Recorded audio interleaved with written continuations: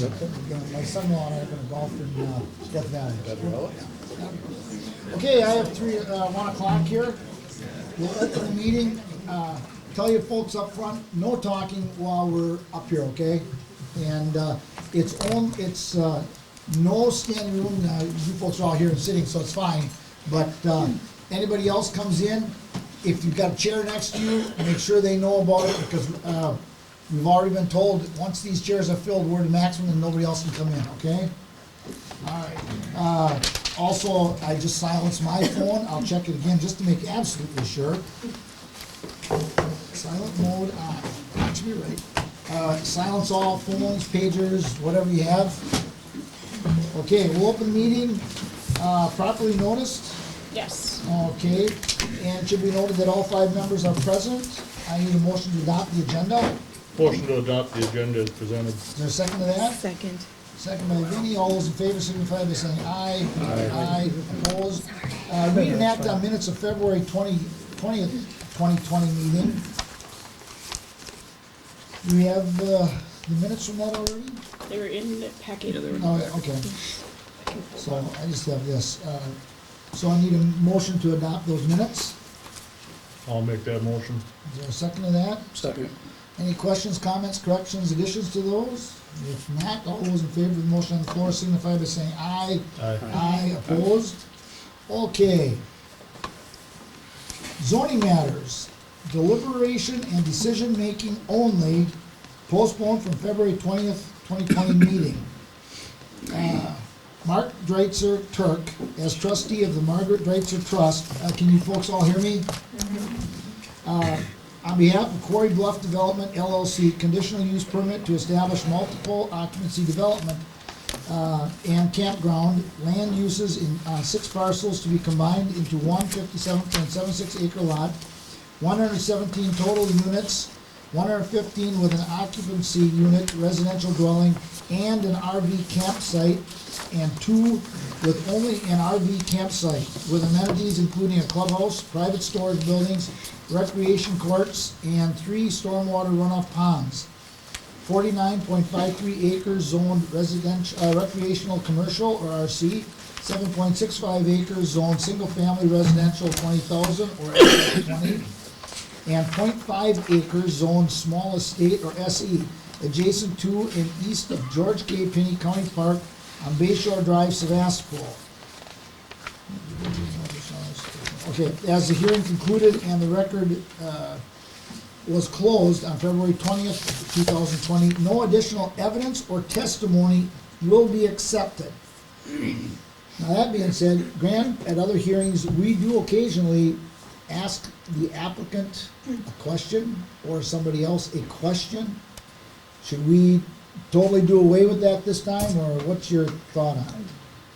I think it should be very limited. It would only be if there was clarification, again, not for additional evidence or, Right. so. For clarification. Okay, are you gonna be here for the whole meeting? I plan to be. Okay, then, if any of us have questions to ask, we'll go through Grant first, okay, let him know, he can let us know whether we can ask the question or not. All right, well then, Grant, as far as I know, you have a presentation to put on again for us? Well, briefly, yes, as briefly as any can. Again, as I indicated at the hearing, the statute is very clear on how this process works. In 5969-2BS, and that's a statute site, as part of its approval process for granting a conditional use permit under Chapter 59, a county may not impose on a permit applicant a requirement that is expressly preempted by federal or state law. That'll come into play here, and we'll discuss that as we go along, as we go through the process. The second one is under 5969-5E. I'm just going to stress substantial evidence. The definition of that means facts and information other than merely personal preference or speculation directly pertaining to the requirements and conditions an applicant must meet to obtain a conditional use permit, and that reasonable persons would accept in support of a conclusion. Where there may not be confusion, but where you have to start making some judgment calls, a gray area, when you have a hearing, particularly one like this, it went for 8 hours and you had hundreds of pages of documents to review, there is probably substantial evidence on both sides. At that point in time, then you are tasked with the responsibility of weighing the substantial evidence and deciding which one to give the most weight to. Again, you have to keep in mind the applicant has the burden of proof pretty much throughout. So that's the things I wanted to point out. If anybody has any questions as we go along about the standards and the criteria, I can attempt to answer those. Okay, anything else? Looks like From, go ahead. I just have one overall. Just in reviewing the process, 1 through 17 are required that the applicant meets substantial evidence for all, not of 5 of the 17 or 10 of the 17 or 16 of the 17. It's all 17. Is that- They may not be applicable in Right. every case. That's a judgment Okay. call the RPC has to make. But if they are applicable, yes, they have to meet all 17. It's not Yeah. 2/3 or Yes, 51%. thank you. But there are cases where some of the 17 criteria are not applicable. Go ahead. So to build on that, question number 4 is provide an approved sanitary waste disposal system. That would imply that this system has to be designed and approved and applied during the application. Historically, we don't normally see those until later on in the process of the program. It's one of the conditions we put on Yes. that it meet that. They don't have one, but that's not technically a reason to say no to it, right? No, under the statute, we may impose that as a condition of the conditional use permit. And I will take a little opportunity to go beyond your questions. The private on-site wastewater treatment system is one of those areas where the county has been preempted. What we may require is that the applicants apply to the Wisconsin Department, DSPS, and for an application, have the plan reviewed and get a permit from the state. And now a permit may be issued jointly by the DSPS and DNR depending on what's going on with the permit.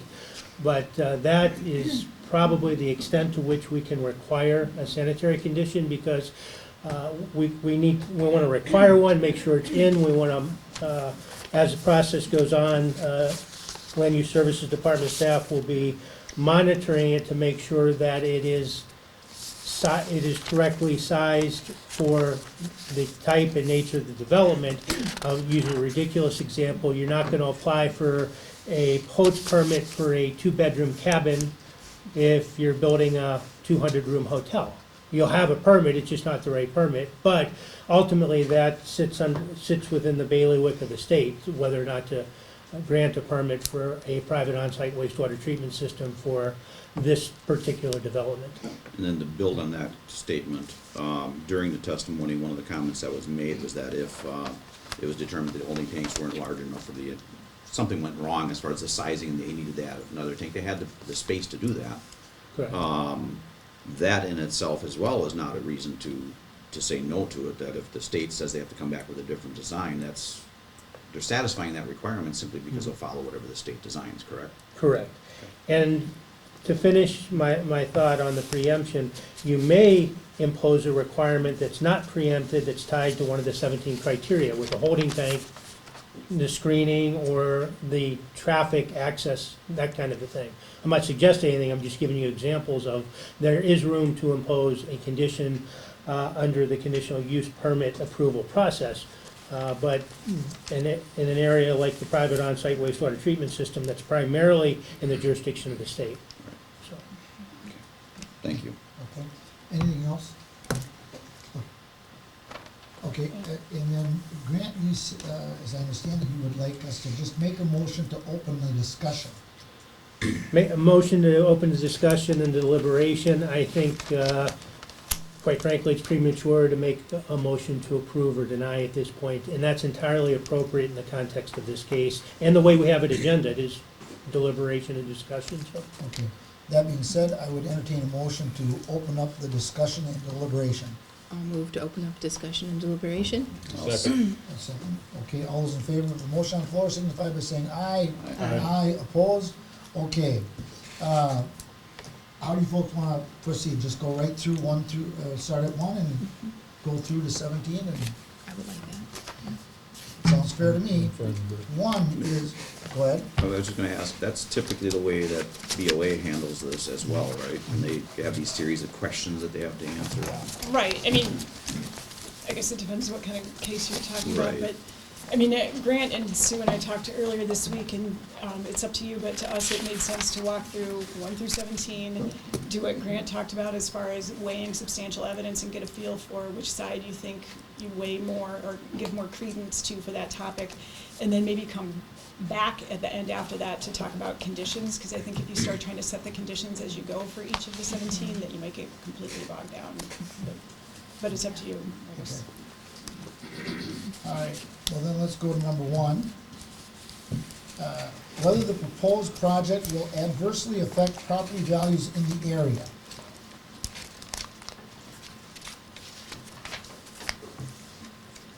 Anybody got a, If we go through it that way, I can start, I guess. oh, go ahead. As stated by the applicants, there are no comparables in the state for this type of development. This type of development is unique not only to Door County, but as within the whole United States. Their examples are from other states and not from the state of Wisconsin. Testimony from the opposition state that because of the size and nature of the development, it will have an adverse effect on their properties. Statements provided by the opposition from realtors and a local builder indicate a negative effect would cause property owners to not build a home on their land because of the proposed development. And others have expressed their regret for purchasing their properties after learning about the proposed development. Had they known beforehand, they would not have purchased their property that it was stated. I don't feel that the provided comparable information by the applicants are a close comparison to the Quarry Bluff proposed development area. The natural beauty of Door County landscape is what draws tourism to this area. Both as a Fastpool Township and Door County Comprehensive and Farmland Preservation stresses to preserve the county's natural feature as well. And then I've got a list of 14 items throughout the farm preservation and comprehensive plan. Promote the health, public safety, convenience, and general welfare to encourage planned and orderly land use development, to protect property values and the property tax base, to permit careful planning and efficient maintenance of highway systems, to ensure adequate highway utility, health, educational, and recreational facilities, to recognize the needs of agricultural, forestry, industry, and business and further growth, to encourage the use of land and other natural resources which are in accordance with the characters and adaptability, to provide adequate light and air, including access to sunlight for solar collectors and for wind energy systems, to encourage the protection of groundwater resources, to preserve wetlands, to conserve soil, water, and forest resources, to protect the beauty and amenities of landscape and man-made developments, and to provide healthy surroundings for the family, promote the efficient and economical use of public funds. That said, it has taken over 70 years for the Latham Smith Quarry, while it stood idle as a quarry, to blend back into the most spectacular geological feature in our area. The features of this quarry are highlighted in brochures and documents for its beauty that is depicted in photos and advertising showing the quarry from the far western shorelines of Sturgeon Bay and the Potawatomi State Park. I feel it is important to preserve the county's history, which emphasizes the development of this area, lifestyles, industry, and natural wonders of the Niagara Escarpment for Door County. Okay. Anybody else? I will go. Thank you, and not commenting on yours, but just on my own. The allowed zoning in the area being recreational, commercial, and being surrounded by residential areas gets to the value of the property, which conditional use permit is the tool to establish that, which we're here today for.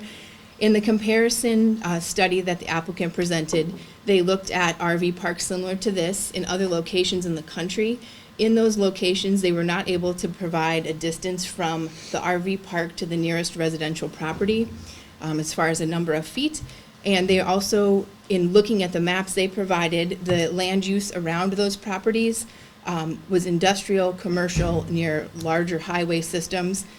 near heavily forested areas that did not have a residence, and also near large open cropland areas, which I feel are all in great contrast to the surrounding property of this project.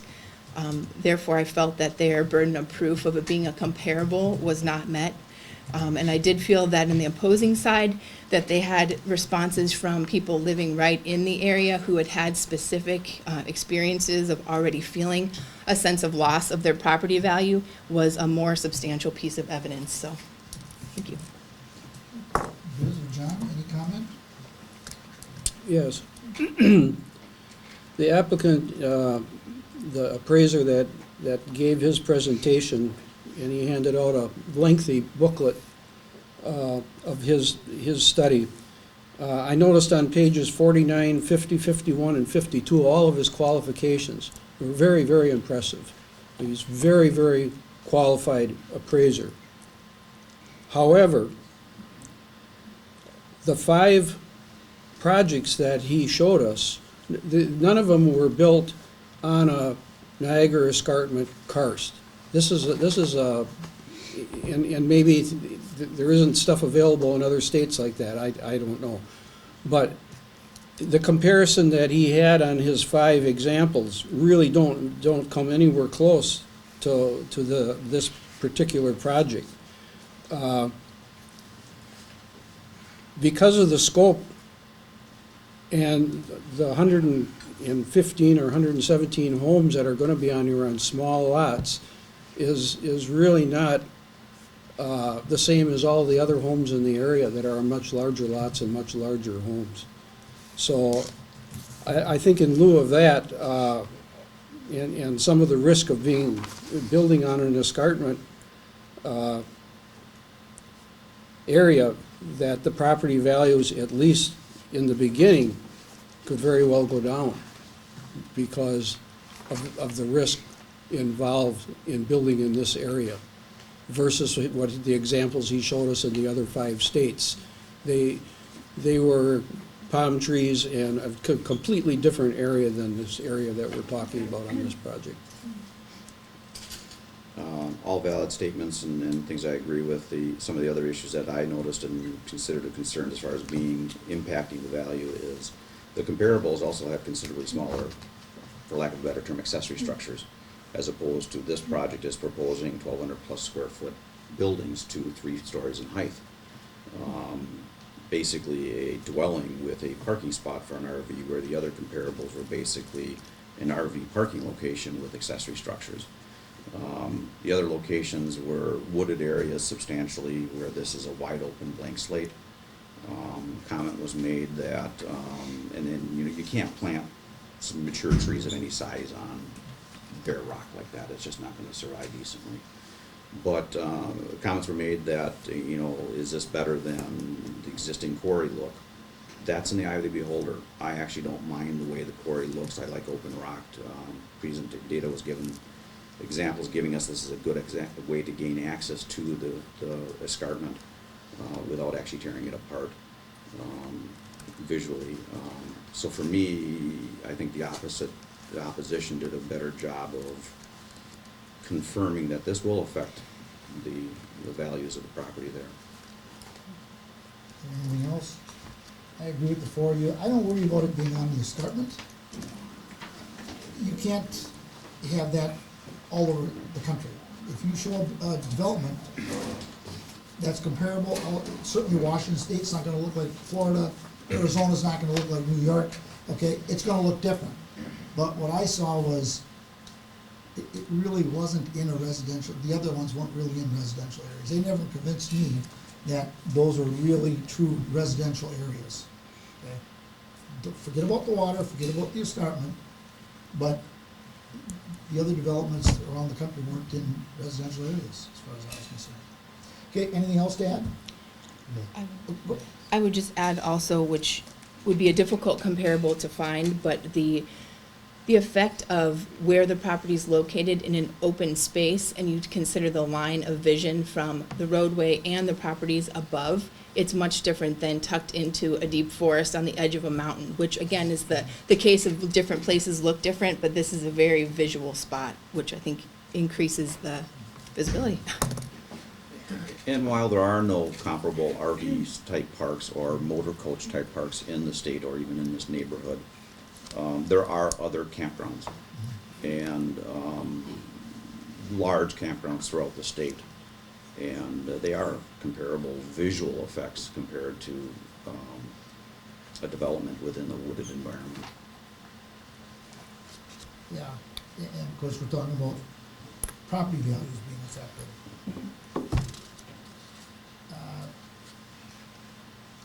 You know, I don't know, neither side really struck me as showing proof, but going just how I feel, I can't believe that being put there wouldn't have some adverse effect on the property values.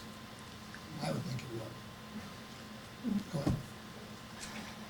I don't disagree with you, but the only thing I disagree is I think it's really important that we focus on the evidence both sides presented, and I feel, again, my statement would be the same, that firsthand experience with actual people experiencing loss in property value between the time they found out about the project till now, and then that comparing that to the other sites that they gave that were not in the same, not just ecological setting, but development setting with residents near. One of the sites that had a phone interview survey from, not the written interview survey, was in a highly residential area, but it was very packed residents where the RV park looked just like the neighborhoods that were for blocks and blocks and blocks beyond in a very urban setting. So it wasn't a rural residential setting, it was very urban. So I thought that was also not a direct comparison. And to that effect, the surveys were done after these things existed. There was no implication that the survey were asking for documentation or proof of before and after. I made the comment during the testimony about wind turbines, same thing. Initially, development did drop down, that's one example. But then houses are being built after the fact. You will always find, there is one example, you will always find somebody wanting to buy. You don't own the view beyond your lot line. And that's what I was getting at there. Yeah. You know, to have one person say they weren't gonna build there, that wasn't enough for me as far as proof goes, for the people that were against it. But, yeah, I just wasn't happy with it on either side, how they approached it. Okay, are we done with that one? We'll move on to number 2? Yes. Okay. Whether the proposed use is similar to other uses in the area. Go ahead. I would say no for the RV park if I were separating them, even though we can't really because it's a joint application for both. And then also no for the residential density. They presented some information about, and looking at information within a half mile of this area, they gave some examples of Westwood Shore, the applicant, I should say, Westwood Shores, which is 2 miles towards Sturgeon Bay from there. It has 29 residents that surround its area within a 1/4 mile. Bay Shore Inn, which is 2.25 miles away, has 33 residents within a 1/4 mile area. And both of these are single-unit, large, multiple occupancy dwellings, which is totally different than these separate dwellings, which would mean they have less trenching, less on-site utility because it's all within one building. So I feel that was not comparable in similar use. They used Little Harbor as an example, showing us a map of individual plot sizes, saying that house, driveway, similar to their plots. Little Harbor plots are 75 feet wide to 100 feet wide, most of them being 100 feet wide along the shore, 400 to 450 feet deep, which makes them 30,000 square feet to 45,000 square feet per lot. These ones are 60 feet wide by 150 feet wide, making them 9,000 square feet. So the size comparability is totally different. So I don't think it fits the surrounding use at all. Anybody else? Well, to build on that also, keep in mind that it's being presented as 2 different projects, a campground and a dwelling space. So really, each one of those are 4,500 square feet in size, because they're 60 by 75. There was comments made that I wanted to get clarification from the department, that some of the comparables were legal non-conforming. Is that something I can ask? Yes. It's up to you. You mean it, like Bay Some Shore of the Inn local or- examples that were given to, as comparables, the opposition had indicated they were legal non-conforming. I forget which ones they were. Because that, in my mind, means that they aren't necessarily comparables because they existed predating whatever the zoning that they're currently sitting in. Is that true, that they are legal non-conforming? Well, I mean, as far as whether you can still compare them, because they're nearby if you want to consider them in the neighborhood, but as far as the legal non-conforming part, so Bay Shore Inn, I think over the years, there were a number of variances and conditional use permits that led to that development being the way it is. So it is not non-conforming in that the use of a multiple occupancy development is allowed on that property. I have no idea density-wise or setbacks or height or anything like that, if there's anything about Bay Shore Inn that's non-conforming. Same thing for Westwood Shores. That property is zoned for a multiple occupancy development. I have no idea whether it meets the current density allowances, setbacks, that kind of thing. So in theory, if they were built to date, they'd be allowed as a concept, but there may be variations because the current They code might be wouldn't allow the configured same differently. density. And I would say Westwood Shores probably doesn't meet some of the current standards because a lot of the current standards that we have now were developed after Westwood Shores came to be and in part because of Westwood Shores. Besides that, I mean, it is difficult. This is a unique effort to this area. And to that effect, they are substantially as close as they can get to comparables in the area. The biggest difference, it's a considerably higher density than what the other areas are. Can I add to mine? Sure. I forgot. So the part about the number of residents within a fourth mile of the comparable or similar use, Westwood Shores, Bay Shore Inn, 29 residents within a fourth mile for Westwood Shores and 33 for Bay Shore Inn, where this one would have 55 built homes and an additional 25 vacant lots that are zoned residential. So the potential residents around this development is a total of 80 versus 29 to 33. So that would have a larger impact on the area for surrounding neighbors. Okay. All right, yes, sir? Sure. Okay.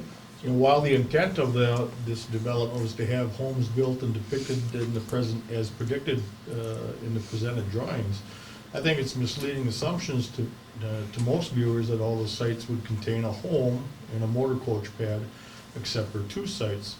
Further, we listened to testimony that if built, a homeowner may rent out their home, not their motor coach, and their motor coach space to others. More specifically, it becomes a rental property for individual owners that are on a site, not a plot of land that they would own, with semi-approval of the homeowners association. Are these users then governed by our room tax regulations? And we really didn't discuss at great length whether or not a homeowner is going to be considered an Airbnb or any other type of use. And would this include high-end motor coach use as well as being taxable because of their length of stay on the site, the possibility or length of stay on a site? Again, it was stated that the motor coaches could stay in one place for as long as the whole summer or even the whole year if it had to be. And then the applicants contend the only reason that they had to apply for permits under the usage category of campground is due to the fact that under current zoning, it is the only usage category that allows owners to occupy their motor coach for more than 30 days in any given year. That also applies to any camper at a residence, as I understood the ordinance. Do we need to reevaluate the policies to reflect this type of new development, seeing how it's new not only in Door County, but it's new pretty much as I understand it throughout the United States? Is that something that we have to reflect on? In that said, I don't think it is similar to other uses in our area. We have nothing like this in our, in Door County. But to that effect, that's agreed, it is a difficult comparable in that case. The same situation would be taking in open farmland that's can have residential development put into it. Would you say no to a subdivision going in on a 40-acre land that's certified even though it's in the middle of nothing but farmland? And when I compared that or even thought of that, I looked back at the comprehensive plan, not only for Door County, but I looked at the plan for Sevastopol in the farmland use.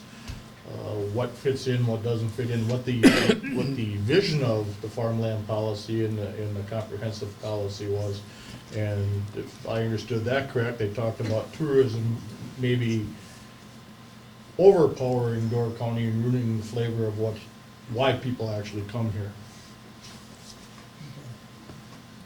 Anything else? Go ahead, Des. Yeah, what we're talking about here is whether the proposed use is similar to other uses in the area. And I take that question as not Door County, but in the immediate area, at least because we're talking about all these homes that are within a quarter mile, half mile close. So the answer is obviously it's not similar use, because this is a very density scaled project, and the main use in the immediate area is larger lots and single-family homes, and not these smaller lots and homes so close together at dense density. And it was actually stated that while was presented predominantly, and you saw information based on an RV park, they were point blank stated that these lots may not have any RV at all on them, maybe just the house. Or vice versa. And there's a rental it sounded like they're gonna have a rental concept at the main office, which leads you to believe that it's a stronger possibility of being rented out as a group. Now, that kind of represents more of a hotel configuration when you look at, they're just physically located in different buildings. Where the dwellings around the neighborhood might be rented out as well, but they're not gonna be rented out by a single organization owning 50 of the homes in the neighborhood. Yeah, and I just would like to add to that, many different scenarios were presented as what could happen, but whatever we approve or don't approve today is based on 117 sites, 115 of them with homes, and 117 of them with RVs. So I feel our process of substantial evidence should stick to the full capacity, whether that's reached in a year or 10 years or never. If it's permitted, then it can be reached. So I think we should, I agree, but that is what it is. Whether a lot of them buy these and come or not, that's what the project is, so. Okay. All right, 3, whether the proposed project is consistent with the Door County Comprehensive and Farmland Preservation Plan or any official adopted town plan.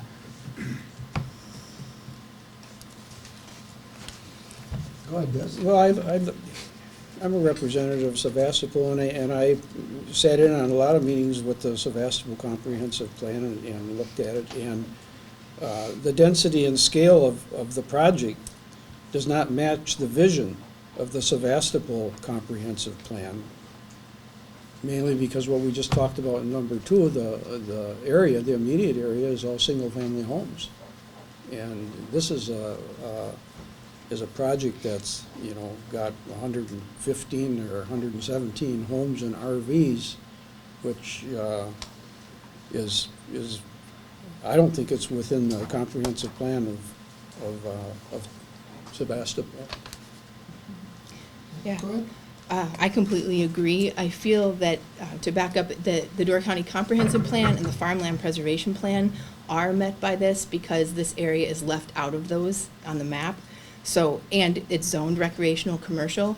However, in this conditional use permit, it says any officially adopted plan as well. So I see all 3 of those as having equal value, and I don't feel that it meets the Sevastopol Town Plan at all. I don't think it fits in with any of the areas that they highlight as their interests or concerns, with land legacy location, identified as Wisconsin DNR being an ecologically significant site. That's how this property is viewed in their plan specifically. Niagara Escarpment Dolomite Cliffs, remarkable geological features, are just sections taken right from their plan, which would be in direct conflict with what this proposal is. Sorry, I'm done. I 100% Yeah. agree. You're swapping one completely different thing for what the plans seem to indicate is the direction you want to go. I would agree with that. Okay. As do I. I got to read when they came up with their plan. They never had a RV park like this even thought of. Or even density in general Yeah. Oh, yeah. for that area. All right. Provision of an approved sanitary waste disposal system. Now, I have to ask, do they have an approved sanitary waste system? Yeah, disposal system, do they have it, an approved system now? No. Not yet, no. I just wanted to, okay, go ahead. I have clarification on that too. In the evidence that they presented on that, there was a size estimate given by John Teichler in a letter, or it wasn't actually a size estimate, it just said that a holding tank would be required, and then the next document of the, I don't know if I have the page number here, of their application was a typed up sheet that I do not believe was from John Teichler, but was from the engineering company that listed how they came to the 40,000 gallons. Okay, so I wanted to clarify that wasn't from the sanitary department from the county. Just the fact that they need a holding tank was, but not the sizing of it. Correct. Okay, thank you. Which gets back to the permit part, but thank you. Do you want me to try and find that page? No, it's okay, it's, yeah. Anybody else want to chime in on that? You don't have to, you know. it's- No, and that was one of my issues. We saw DNR forms filled out for the wells, but we saw nothing done, not even a stamped letter indicating who actually filled out that application, that information that was provided. On that form, it says, this is a reasonable assumption. Well, whose reasonable assumption? The other thing, they used 2.5 bedrooms. The 3-story building didn't have the 3rd floor at all in the plan set. All it showed was 2 floors. I couldn't see the 3rd floor. If it was there, I didn't see it. Though both of the plans, the 2-story and the single-story, showed 2 bedrooms. What little I know about sizing of systems, and that's what I was getting to the question I was saying before, what little I know about sizing of systems, it's based on bedrooms. You can presume that there are 2 bedrooms in the 2-story units, but it also states that underneath the mod system, that any building, any room that is not a living room, kitchen, bathroom, so in other words, like storage rooms would have to be labeled as a bedroom, as considered as a bedroom as well. So that would mean that the 2-story and the 3 stories would have at least 3 now built bedrooms, and that's not even counting the motor coaches, which I've seen go anywhere between 4 to 10 sleeping person spaces. So that's why I was getting at the question there of the sizing of the system. I don't necessarily see that they would spend the money to get an approved system at this stage. I understand that, the plan's design, as long as we could make some obligation that the system be designed based on appropriate numbers, not necessarily would look like a note written by somebody. Go ahead, Jim. Then I had one legal question, I don't know if Grant could answer it or not, or Mariah. I talked, I guess, earlier in one of our conversations about the SF-20 property parcel that's there, and placing that waste system on top of that parcel when it's not relative to the RC zoning. Is that a legal thing that can be done? Because that property could be adjacent to someone else that wants to build a house. I don't know if it is in violation of the ordinance or not. It would not be. That was an issue that was raised in the February 10th, 2020 letter from the DeWitt Law Firm, specifically from Attorney DiTullio. And after review and discussion with Land Use Services Department staff, is all of the things mentioned in that letter, including a private on-site wastewater treatment system, are generally permissible under any of the zoning classifications. We may allow that. Our ordinance is not entirely clear on this, but we've not ever looked at what the use is tied to. So it would be okay to put that in the single-family SF-20 zoning, and the fact that it was benefiting a development that wouldn't be allowed in SF-20, but that development is in a zoning district that allows the development. So, to answer your question, yeah, it's permissible. Okay, And Go ahead. and actually even there, realistically, if they came for a if that wasn't, they could come to a rezone for that section of the land, and it'd be unlikely that it would be disallowed because the rest of the development is RC. Right, and the other thing is, kind of from a common sense standpoint, and not very often attorneys look at things from a common sense standpoint, is nobody's gonna put a $10, $20, $100,000 septic system on a SF20 lot unless it's tied to something, so I don't think there's any danger of these Just, I things wanted to popping ensure up. we weren't crossing lines that would come back and bite us later, so. Right, I mean, we have, I can't think of any, of course, off the top of my head, but there are subdivisions around the county that have shared large septic systems that are in, you know, a variety of zoning districts, and roads that run through those zoning districts, and stormwater systems that are in those zoning districts, so it's. And parking like I said, areas. Parking for those divisions, yeah. It's true, you got subdivisions with individual actually deeded lots that have a shared system someplace else. Okay. Does the approval come from your department or from the state? For the system, so our department goes out and verifies the soil tests, and that's what the letter was that you saw from John Teigler, saying that it needed to be a holding tank, and then they go through the application process at the state. And then I think essentially our office verifies and monitors then the system installation and whatever needs to happen as far as pumping reports and that kind of thing. Okay, So, go ahead. I was gonna say, so, as Grant already indicated, so we don't necessarily have the authority to tell them that they need to do a different kind of system or put it in a different place or things like that. I guess if you want to talk about how many bedrooms or people per site you think the application should reflect, then I think that was where you were going, Dave. Right, my concern is that you get to 4th of July, Labor Day weekend, where you have every pad occupied and every house occupied on a system designed to hold the waste for 3 days at 2.5, actually I think it was bedrooms calculations, and to me that's not even gonna take a day to fill. The trucks would be running 20, that's the other side of the traffic. Now you get the trucks running more than twice a day, they're running 3, 4, 5 times a day. Not to mention that trucking system, that company is hired by other entities to provide trucking services for them as well. I think where you could address this condition and also address the 17 criteria is to impose a condition, if the conditional use permit were to be granted, that they obtain approval from the state for a correctly sized, whatever you want, private on-site wastewater treatment system, or whatever we have in the ordinance here is an approved sanitary waste disposal system. And you could address the issues with truck traffic, screening of the area, ingress and egress in this condition or one of the other conditions that you're gonna talk about, or under one of the other criteria, I should say. That's what I was gonna ask. This approval comes from the state, not from us. For the system, yes. Yes. So, but we could put, so if the plan was accepted, then we would put restrictions on this at that point in time. Or you'd wanna do it. Conditions. You'd want to do it in this process, in the Yeah. approval of conditional use process, and one would be that it's appropriately sized.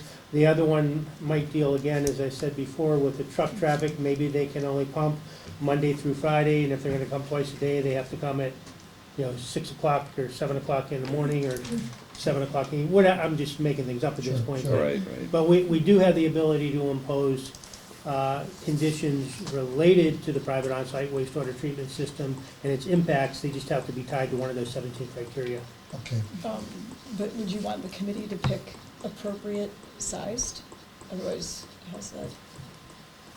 I think it's gonna be part of the staff monitoring if it's sized for, again, making numbers up, for 100 bedrooms and there's 200 bedrooms, then that would be grounds to. Because I don't think we know that we necessarily have enough information today. Maybe we do. But once we pick a size, then we're kind of stuck with it. I have kind of a technical question, which maybe no one here is able to answer. What is the, amount of time a holding tank is allowed to be full? Because if you're gonna pump a holding tank out 10 times a day, would that impact the size? Or if you're gonna pump it out twice a day, or does it need to hold one full day of use for the entire site without being pumped out? What do you do on Sunday if it's, I'm just trying to figure out the sizing of this for the amount of use. So I believe typically it's sized for 5-day capacity, and again, I'm not a sanitary expert. But there are specific site designs, which I think is what the applicant was using with what they submitted, which the state reviews. But I think what Grant was getting at is timing of traffic. Those are other types of conditions that are not based on what the state requires, that you could address. Thank you.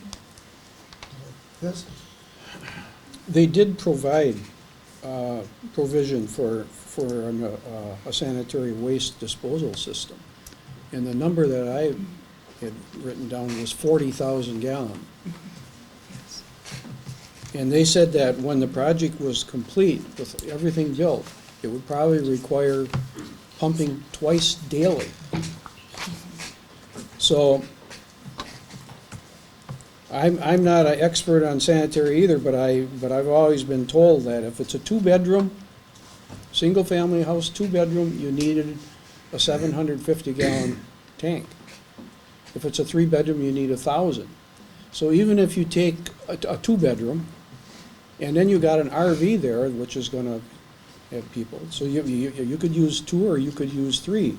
But when you do the numbers on just a two-bedroom, and for easy figuring, just figure 100 homes, you know, you're looking at 75,000 gallons tank, or two 40,000 gallon tanks. Because, you know, the size of this project, to me, 40,000 gallon and having to come twice daily is really, that's a lot. And that's what I was getting at, was simply that I know that single-family homes are sized based on the number of bedrooms. However, multifamily buildings, apartment buildings, multi-purpose buildings have got different multipliers, and I think that's where he was working from. I just want to make sure the correct information gets cemented to the state, because the way I'm looking at this is, it says, you know, if the state read this, at 117 total RV sites, with the ability to construct a home, the state, I'm sure, has different capacity requirements based on RVs, because, you know, the campground is going to be used less often throughout the year, you know, right, and go across the entire year, as opposed to a single-family home that might be occupied 24 hours a day, year-round, which means that the system would be sized based on that belief. And if the information submitted to the state, and that's what I was getting there, is if the information is submitted to the state that it's just 117 RV units, and they calculate it based on that, and the state says it's okay, and then it turns out we put on 50 houses on top of it, and now the system's not big enough to handle the reality of the potential total use there. I found, or I should say Sue found the pages that Vinnie was talking about, so Yeah. if you, I don't know if you've got all your packets open, but packet B on page 87. 87 is or what I it's was behind going to, you. yeah. So this is the information that was provided by the applicants, that describe, and I'll just scroll down to the part with all the numbers, since that's what you guys are talking about. And as Sue indicated, there are different application types or processes that you can go through at the state, and the county doesn't have the ability to tell the applicants to do or not do one particular process. And I think there was testimony to the effect that, as is written here, that they're going off of metered data from a study that had been done when they calculated the gallons per day.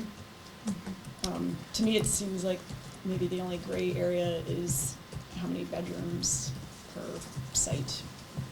And that is exactly, in my mind, what the issue is. I don't want a 40,000 gallon tank on the 4th of July to be overflowing, because 2 trucks wasn't enough.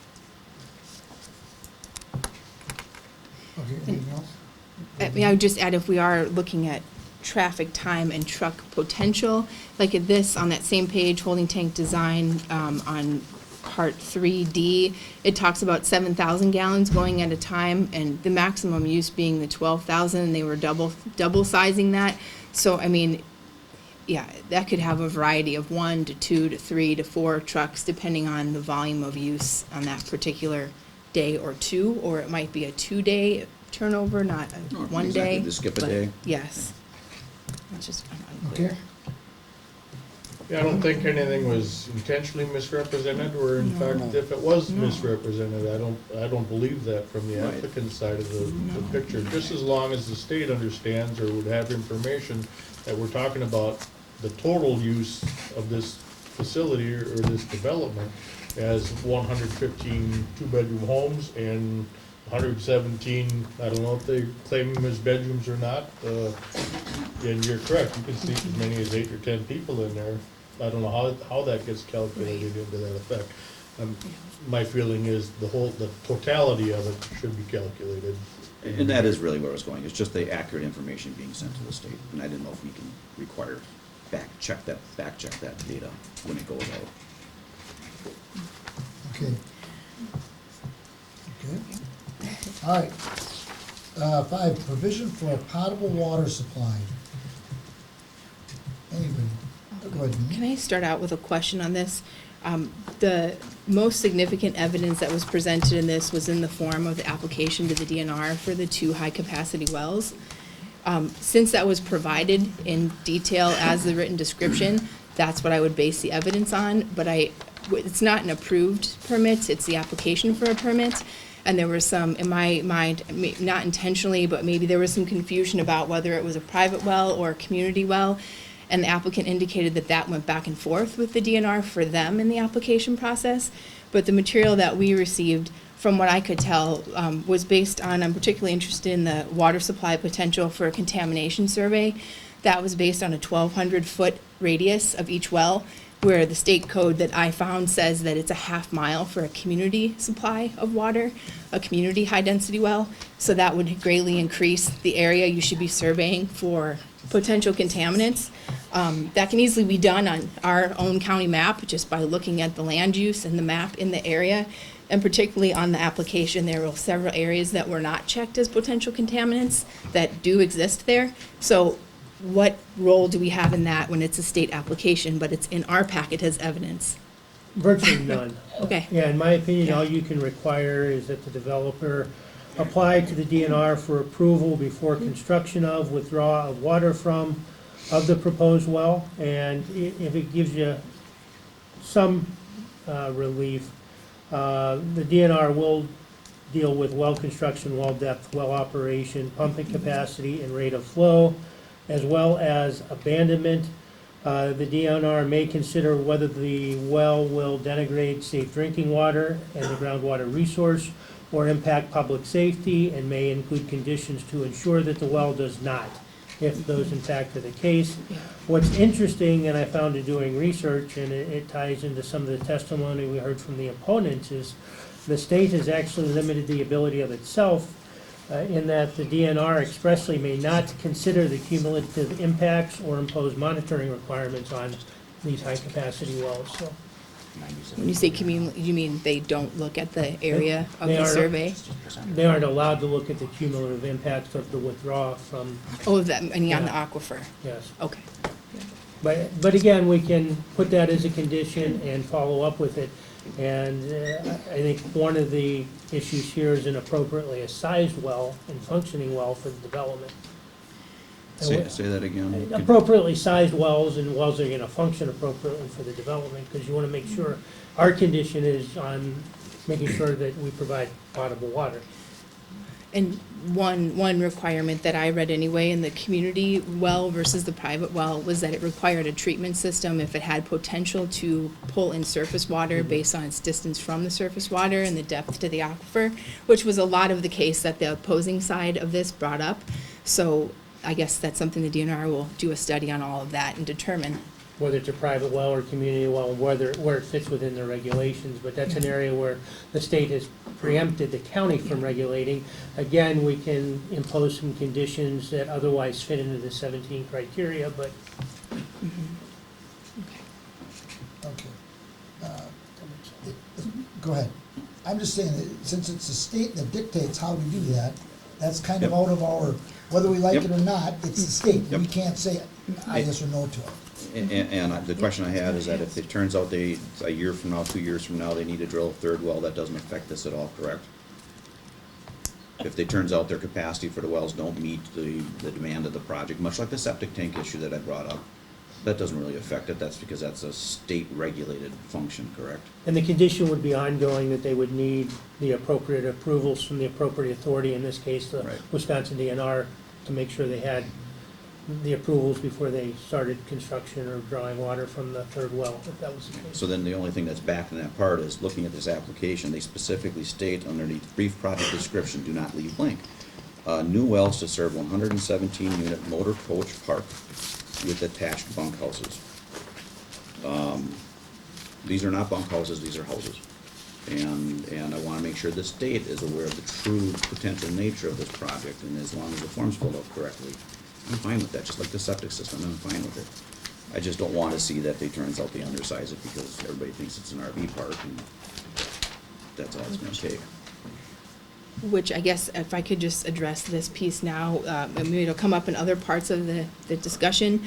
The karst features, rock holes, sinkholes, there's many different words for these on the site. That was not checked on their application as a feature within the zone of their two well applications. We've had back and forth about whether those exist there and varying definitions of what they are.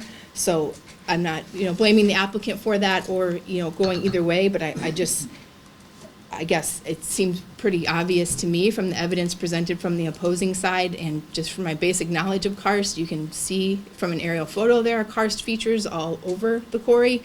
So I'm just trying to make sure that that's something that if it wasn't checked on the state application, we just hope the DNR looks at that? Yeah. I can attempt to clarify on that. Yeah, So thank you. our zoning applications all ask if any rock holes are present, but it uses the definition that's in our zoning ordinance of rock hole, so it doesn't ask whether karst features are present. And in order for it to be a rock hole that's regulated by the county zoning ordinance, it needs to meet certain dimensional and or depth standards. So Yes. that's, Well, okay, and I think it was just confusing in the materials we received because there was a packet from the application that said how they would, mediate or fix a rock hole, and the dimensions given on that were much smaller than the dimensions they said they were given as a definition of rock hole. And then when you look in the in our zoning ordinances, there's definitions of rock hole channel cross-sectional area, rock hole channel edge, rock hole depression, and rock hole opening. And they all don't give a measurement of what that is. They just describe what it is. So I don't know what the measurement is, but it's whichever category it comes out in this, I think we need to define that ourselves. I'll find it. Thank you. Okay, go ahead, Vince. Yeah, as far as number 5 goes, provision for a water supply. They worked with a well driller and drilling these 2 wells, and so I think they did meet the requirement of the provision for water for this site. They did meet that. Now, whether or not it's correct or not is going to be under scrutiny of the state, so, but they did meet the provision that, I think that's required here. Okay, 6, provisions for solid waste disposal.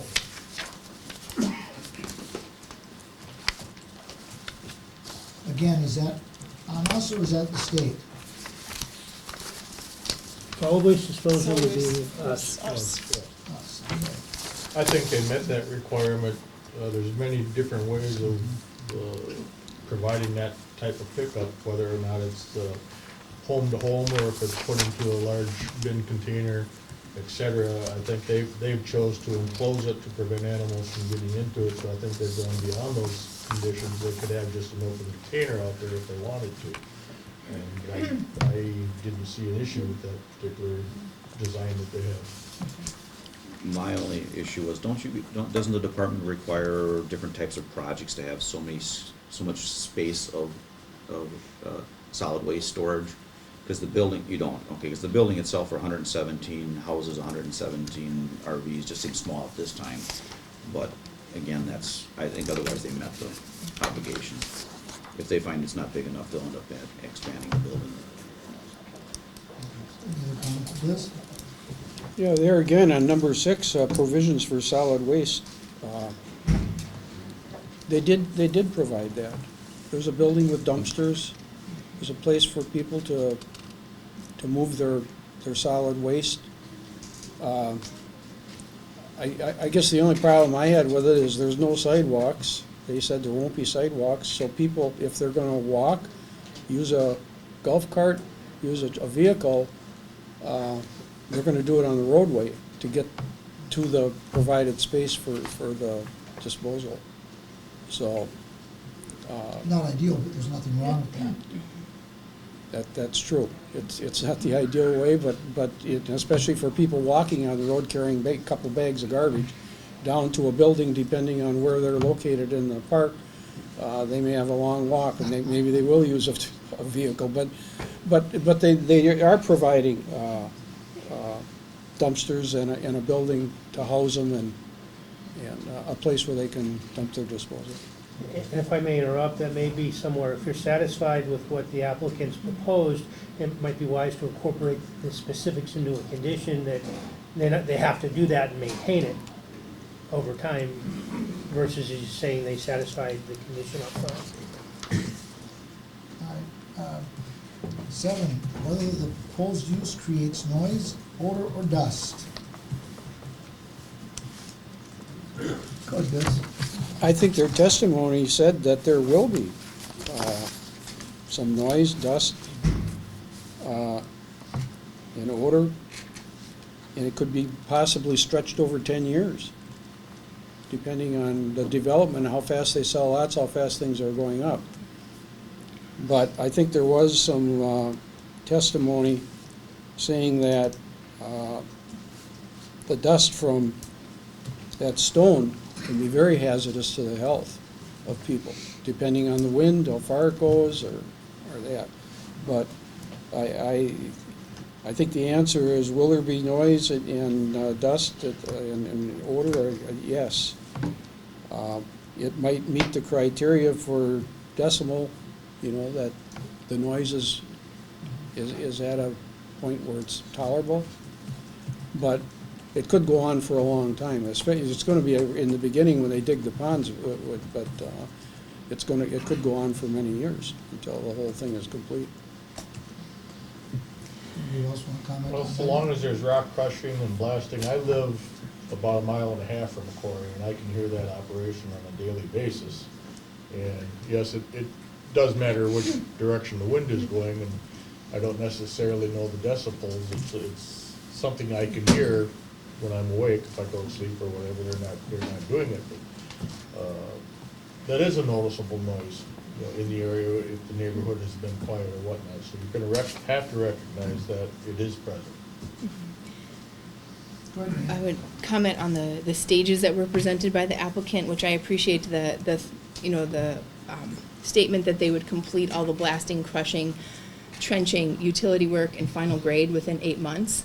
So that gives us a window of time of, I sort of see, the use, the first 8 months, the use is massive dust and noise and construction to get to that final grade level.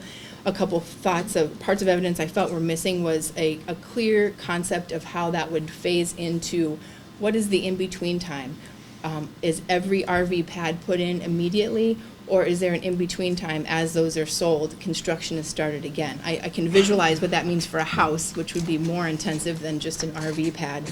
But then also, what is the state of the subsoil that's in this large area in between this 8-month to 10-year final build construction? Is that covered with a complete topsoil that's seeded and stabilized? They said yes, but then they said no because they didn't want to tear it back up when they have to construct something new. So I felt the evidence was very unclear as to what would be the potential for noise and dust over the extended period of time beyond the 8 months. So, Yeah, I was gonna say, I thought they were gonna get all the blasting and crushing done in 8 months. It wasn't gonna be an ongoing, we sold 5 more units, get the crusher in here and start doing some more blasting and crushing. That's not gonna happen. It's gonna be the 8 months.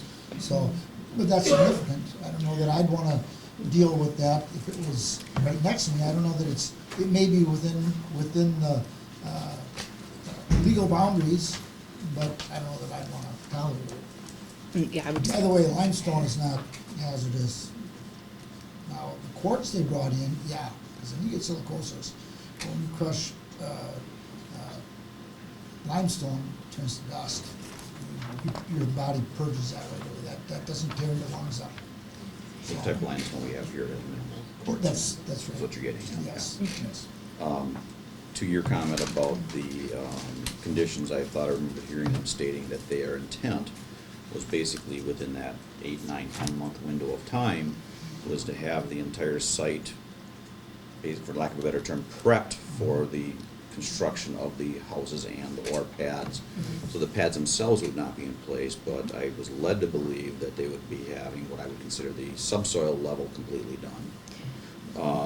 And that the topsoil was the only issue that would remain, and that simply makes, as a construction, that makes a lot of sense, because you don't know precisely where everything's going to move, and if you're starting to move stuff around, you're just causing additional issues. That's why I asked the question about stabilizing, and that erosion control plan we looked at earlier states that those kinds of soils need to be, if they're gonna sit for 3 weeks, they need to be seeded with something. I think we're actually, when we're talking about the noise, odor, and dust, we're talking about two different things. Number 7 is talking about the proposed use, not the activities to create the use. So, to me, I think that it's, with possible exceptions, that substantially the actual project will not cause these issues, should not, based on normal things. The construction of the project is a different story. So for me, yes, and we've done that. We've had crushing plants moved into locations, and we've given them days of operation, times of operations, those kinds of things, watering of the roadways so we keep the dust down and all that. And those are the kind of conditions I would look at putting on the construction side of it. The only qualifier I would have as the actual proposed use is, I asked this question at the public hearing, if generators would be used for the wells, or maybe even the pump station, septic pump station. Those items, usually if they're automatic, have an exercising cycle. Those are the kinds of things I would like to make sure we put in limitations on when they can be used. So that the exercise cycle is not going at 8 o'clock in the morning on a Tuesday every week. That's going somewhere that's less potentially annoying to the rest of the individuals. And one of the issues I see for that is directly related to that rock wall. It is an amplifier. It's going to send that noise in another direction, and more than likely across the waterway. The other thing that I was looking at is a restriction of, RVs come with generators. A restriction, many campgrounds do not allow generators to be run in their campgrounds. If they have shore power, or if they do it, they only can do it between 10 o'clock in the morning to 2 o'clock in the afternoon to recharge batteries and that stuff. So that, to me, is some conditions that I would see putting on, to mitigate those kinds of noises. And again, part of this is because there is no landscaping really there now, and the type of landscaping that you would normally see that would reduce those noises is unlikely to show up with that rock wall being there. I think if I understood it correctly, there's power, water, and sewer there for the RV itself. Correct. Which would probably eliminate the use of the It should. generator, but if they were running it to just keep it up and, serviced properly, it could be a potential, but I think that potential is probably less likely than it is more likely. And I've been in campgrounds where the service has full electric power there, and then the person is still running their generator at the site, so. Go ahead. A thought just about, I understand, I was thinking about that too, whether the proposed use creates noise, odor, or dust. The proposed use is the final use, but is there a condition on the timeline for that? Because if for 10 years, there's up to 117, if you divided that equally, 10 a year, major construction sites over 40 acres, is the use for 10 years a construction site? I don't mean the crushing and blasting, I mean just adding the RV pad, adding the home. So then for 10 years, you have a different proposed use that does create a different series of sounds, odors, and dust. Then once it's done, no more construction's happening. If that were happening in a year or two, I'd feel differently about the use than over a 10-year period. And the equivalent to that, though, is a a subdivision being built. Houses are being built for 10, 15 years during the life of that subdivision. So while, yes, it is a noise issue, that's a little bit more difficult to. Well, there'd be noise, but I don't know that there'd be a noise The same issue. state, yeah. It would not be But an issue. the only other part is that they said the applicant stated that the way they would abate the noise for the neighbors was by vegetative buffering, but I don't know how you can create vegetative buffering when there's subsoil in all the areas that aren't developed for up to 10 years. And subsoil, does that barely grow grass? It's not gonna grow trees, and you're not gonna uproot the trees to put the topsoil down for your next development. So that staging it's all interlinked to how that would impact, in my opinion, noise, dust, and odor for neighbors and surrounding property. If building a house creates enough noise that you shut down a project, what you're advocating is no more homes being built in Door County. Because every neighbor is gonna hear some noise when somebody next to them is building. I'm at- And that's yeah. the noise that we're talking about. That noise is not gonna be significant, in my opinion. I'm actually talking about the use that they proposed was the RV noise would be buffered to the neighboring properties by use of vegetative buffers. My argument is you can't create those vegetative Oh. buffers if you don't finish the grading and soiling and landscape plan in shorter time than 10 years. Yeah, that's not gonna happen overnight. Yeah, Okay. yeah. Anything else? If not, provision of safe vehicular and pedestrian access. Go ahead, John. I raised questions during the hearing regarding the road widths and turnarounds for large vehicles such as fire department apparatus, et cetera. And I think they meet all those requirements. They stated that they were planning a 24-foot roadway throughout the area. And that's standard to today's highway standards, traffic lane width of 12 feet on each side. So you got 24 feet. Just keep in mind it probably doesn't entail any kind of shouldering or gravel shoulder there, paved or otherwise, which in most sense, you go through any other developments that we have, you don't see shoulders and things like that in most of the housing developments that I've seen in Door County. As far as sidewalks and whatnot, I guess pedestrian access and safety, that's depends if you're looking at this as a campground or as a housing development for ADA compliancy, and I don't know that we were made clear on those rules as far as the ADA consistency portion of it, but there was nothing really discussed for ADA. Anybody else on that, other than this? Yeah, I guess I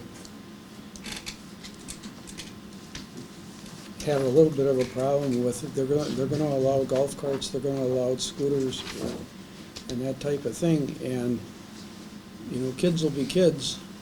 And I really don't think law enforcement has the authority to go in a private park and enforce laws, like speed, the reckless driving, they can't do that. So there was no evidence provided at all that they would have some kind of security for things that are gonna get out of hand for vehicular traffic on those narrow roads and people walking. Well, I think the bigger concern of golf carts and other types of vehicles is whether or not they travel outside of that zone, that condominium modular home thing, and go down to County Highway B or to the parking lot down below. Now the police have jurisdiction in that area along the roadway. Because each town has a different set of ideas of what you can use and can't use on the roadway. And I think what we're seeing most recently is the use of UTVs and ATVs, not golf carts. I don't know anywhere in Door County that is approved to use golf carts. And the state does not recognize the use of golf carts on roadways at all.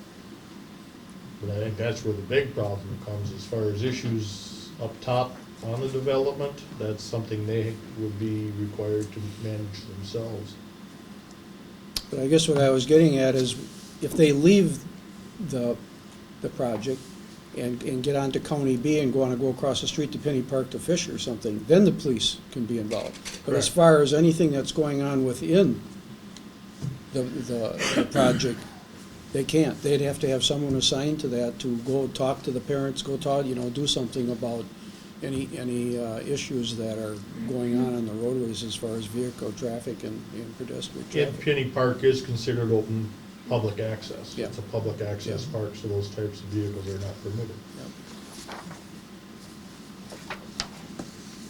Do you wanna try that? I'm not really concerned about the development itself. I have more concerns, and my questions were directed at the public access down to the county park at the bottom. It's difficult for me to accept every age of individual to be walking down in the middle of a trailer park. And that's where they're going, is overflow parking lot for all the boat trailers. and not provide any kind of pedestrian access to the common driveway, which is closer to majority, to half of the potential sites. You know, it's difficult for me to believe that individuals are gonna on their own choose not to walk down what would be the quicker route for them to get to the park across the street. Yeah, I really didn't have a problem with it. Will there be more vehicles and pedestrians? Well, sure, you're adding 117 sites, you're gonna have more traffic. I just, you know, I go camping a lot, unfortunately.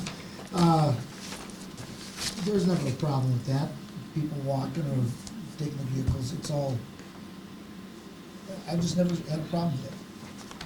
And I camp a lot too, and you're right, the people that are in that neighborhood, they know to look for people. Sure. It's the other pieces of that project that make me concerned. Yeah. All right, I guess a question, Yeah. can we require a sidewalk or a pedestrian path down to B? Yeah, if you believe there's substantial evidence to justify that, under the rubric of safe vehicular and pedestrian access, yes. I don't think that's completely unreasonable. all right. Okay, then, with that being said, we'll move on to number 9. Okay. Whether the proposed project adversely impacts neighborhood traffic flow and congestion.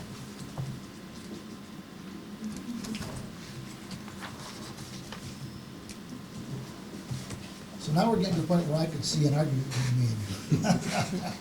Go ahead, yes.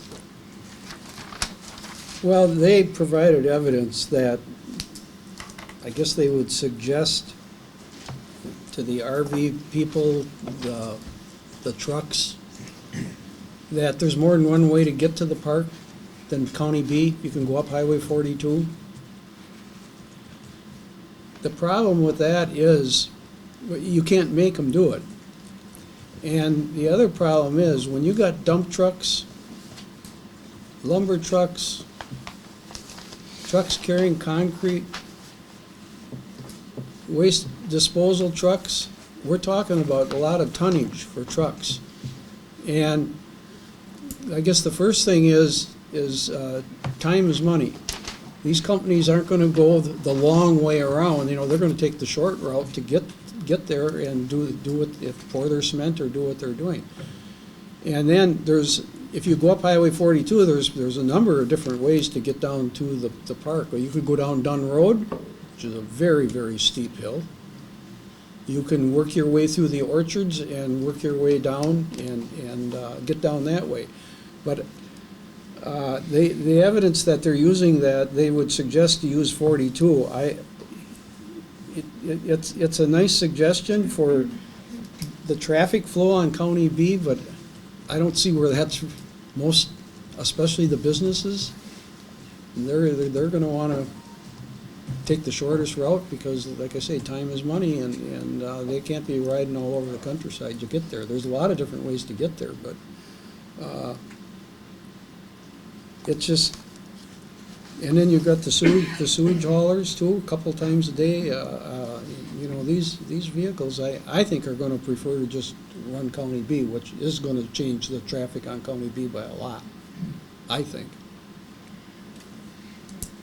Go ahead, John. I would have to agree, it will. In County B, even though it's a country road, if you wanna say, it is a main thoroughfare for tourist attractions going along the waterfront, looking at different features of Door County. It's used, it's a bicycle route. It's used for the triathlons and, people bicycling and heavy pedestrian traffic. And the unfortunate part about County B is there's no place to pull off. What I did not see, and I would have preferred over the Robert E. Lee Associates traffic projections, which are good base knowledge. There's nothing from the sheriff's department or from the highway department indicating a number. I'll start with the highway department. They rebuilt County Trunk Highway B, I don't know, 8-10 years ago, but what are the actual widths that were put in there? What are the actual traffic lane widths? What are the actual paved shoulder widths? And what is the actual shoulder? You know, the shoulder includes from the white line over to the edge of the gravel that's left from the road base itself. We had none of that information provided, you know, from our own local resources. As far as the sheriff's department goes, you know, we don't know anything about pedestrian, bicycle, automobile accident or collisions, where they occurred, what time of day they occurred, and what the peak hour of traffic was at that time. I would have much more preferred to hear that information, which is easily obtainable. I know the sheriff's department can provide those types of records. We don't have that information, and I think that is more helpful, more realistic as to the nature value of who lives in that area, and what our, you know, the opposition's been trying to tell us is it's busy. And I agree, that is a busy road. Now, in context of using alternate routes to get there, just keep in mind that those alternate routes are on town roads, and town roads are not built to the same standard as highways are built. And most town roads aren't built to 12-foot travel lane portions of roadway, at least not currently. I think as people start to rebuild their roads, they do that. But you know, the money has to be there for that as well. So just because we say it's okay to reroute to another location, you're creating another problem in that other location, or a very similar problem. So that's all I got to say on that. Anybody else? Go ahead. I want to go back to something I mentioned before about the potential use. Without a condition that addresses how many days and how frequently the RV pads can be rented, we don't know the total capacity, except for to go with, they could be rented every single night by a different RV, 17 of them, or 115, because right in there, 117, thank you. So if that is the maximum potential of what we would be allowing with this permit, then that is what we should be looking at. If there were 117 RVs coming every single day, because that's, Yeah, you know that's not gonna happen. Well, That's unrealistic to even suggest that. okay, I'm well, sorry. what about once a week? What if they do weekly buy that. rentals? Okay, But what about every I 3 might even days? be able to buy What more than about, once a week. but Ken, what about fall weekends? If you're just gonna come for Yeah, Friday, you get- Saturday, of leave on course, Sunday. of course. So you can go, I That- agree, one is the yes, extreme, but it's yes. not that far I from, think you could have an exchange, Yeah. a larger exchange of vehicles than just assuming that there's 117 parked all summer. correct. without putting some kind of a limit on the number of nights that the rental is available. With Well, no that's- limit, it could be every night. Yeah, that's one situation that I see. When you come in with the mobile home or trailer, whatever you wanna call it, you're towing another vehicle. Class A motor coach. Okay, you're towing another vehicle behind you. You're not running that coach to the grocery store to buy a dozen eggs.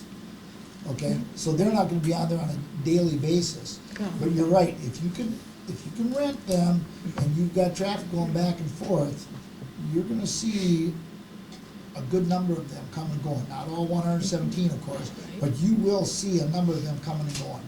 And you can suggest all you want, but like Biz says, you can't dictate, and they're gonna wanna take that coach down and go, when they leave or come, they wanna go down a nice winding road, County B, and, yeah, I can see where there could be problems there. And the applicant also mentioned that there are Class A RV rallies, which again, on a fall weekend, a Class A RV rally would be a completely different use of the roads we're talking about than coming once a season and staggering their coming and going occasionally. So I think those types of extreme potential use, granted, they may not get to that level, but if they can, then we should be planning and thinking of that now, not after the fact, so. Good. There was, I was questioning in my mind whether or not this was an option, and then it was stated as an option. Turnout lanes, we sometimes expect turnout lanes for different types of projects. They did mention the possibility of being interested in a turnout lane, but this is a county road. As a retired town board member for yourself, can you require this? Because, require that they pay for a turnout lane because of the potential traffic, the length of these vehicles? I've been on that road routinely where I've had people passing me even though I'm doing the speed limit. And some of these are not the small vehicles passing me either. So is that something that we can require? Well, I guess number one, if I may jump in. Sure. It would have to go to the Highway Safety Committee for approval to put that addition on the County Trunk Highway B. Number two then comes to the question of paying for that particular turnout on either side, or however you wish to have it constructed. I guess that's the real question, is does the taxpayer pay the bill to have the turnout lanes put in, or can that be imposed as a condition? In the case of several others during the state highway repairs, the municipality and or the business paid for Paid that for it. additional one, because, one of them is in town of Big Harbor, where it was added because there were numerous accidents from people suddenly stopping wanting to turn in. And I believe Sebastopol paid for the turnout lane. They paid for up that off of- turnout, yep, Yeah. yep. So is that something that we can require, the installation of a turnout lane? 'Cause Again, it's- if there's substantial evidence, and I think, as John probably knows, I've sat on the Highway Safety Commission since I've been here. The state has metrics for Right. county roads, and they'll go out and do a traffic study and say either a turnout lane is justified or it isn't. And if it is, and if the cause can be related directly to the development, I think arguably you can, but, we're here and we have to Right. be way down here to. And most of those are conditional to traffic studies, accident occasions, pedestrian accidents, et cetera, which is really what drives the force or the need for it. And we have, the town of Big Harbor has done that, has paid the state for that, had inquired and asked the state to do those, and in many cases, they come back and say the statistics just aren't there. And they give you a good report. So to John's comment about no reports at all from the local authorities that actually know the conditions of the road, that I was not enthusiastic about, because, just looking at raw numbers is raw numbers, but when you can actually go to the departments that actually know the numbers, know the history, know the traffic reports, know the speeding reports they've done in a section of land, that was disappointing not to see that kind of study provided, because that is relatively easy to request. Anything else on that? And we'll go on to 10, adequacy of emergency services and their ability to service the site.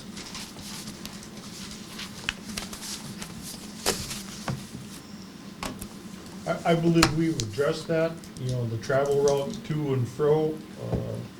It's a county road, and our, Sturgeon Bay Fire Department, who services here, is very familiar with the road system.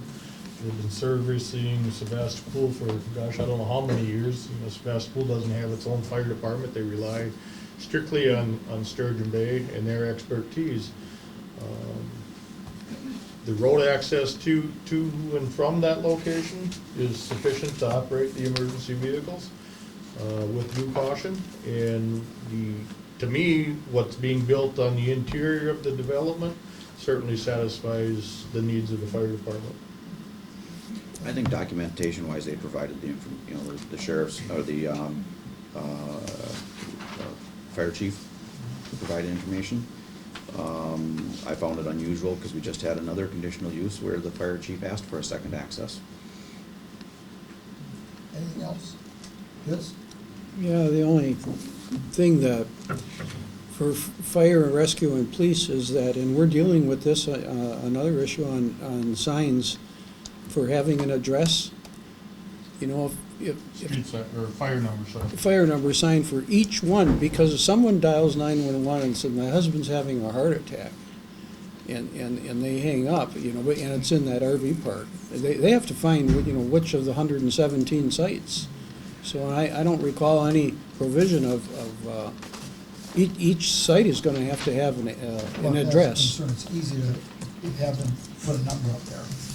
Well, probably. Well, numbers would be assigned through Your the planning condition, department sure. as part of the condition. Yeah. You would? Okay.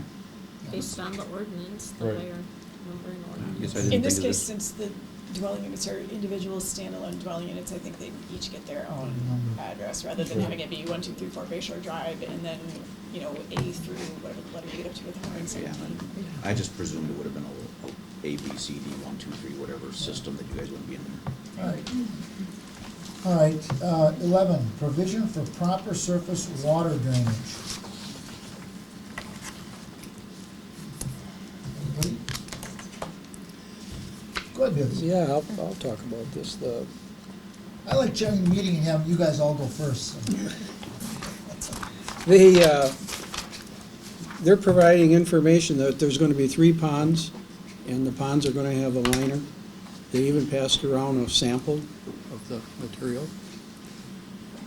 But, and there wasn't any detail about how they're gonna prepare the bottom of the ponds to accommodate the liner so that it's not all jagged from blasting. Yeah, they And did that. did they Yeah, they said it would be crushed and graded and. grade it Yeah. or clay or? They described it, they didn't provide detail, which I Yeah. don't know that the detail would be necessary.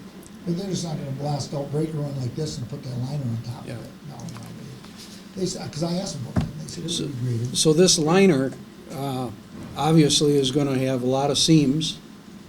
It's gotta be, you know, when they put it, they have to fit it around an island in the big pond. And it's gonna collect the runoff surface water. That water is all contaminated that's going in there. There's the drops of oil on the road, there's fertilizer, there's insecticides, there's salt in the winter, there's a lot of different contaminants that go in there. And if that liner fails at some point, and over the years, it may, that contaminated water is gonna seep away and get down to the ground table. And I think that, going back to number 1 with affecting the values of the properties right in the area, it's another concern. It's another risk. That, not that it will happen, but it could happen. To have a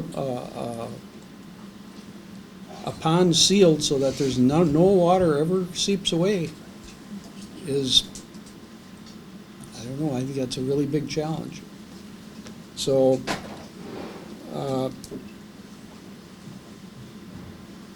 I would guess that, you know, having the pond, blasting the pond and putting a liner in it, that's, and preparing for the liner, it's a good start. I don't know if there'll be any way of monitoring if it's leaking.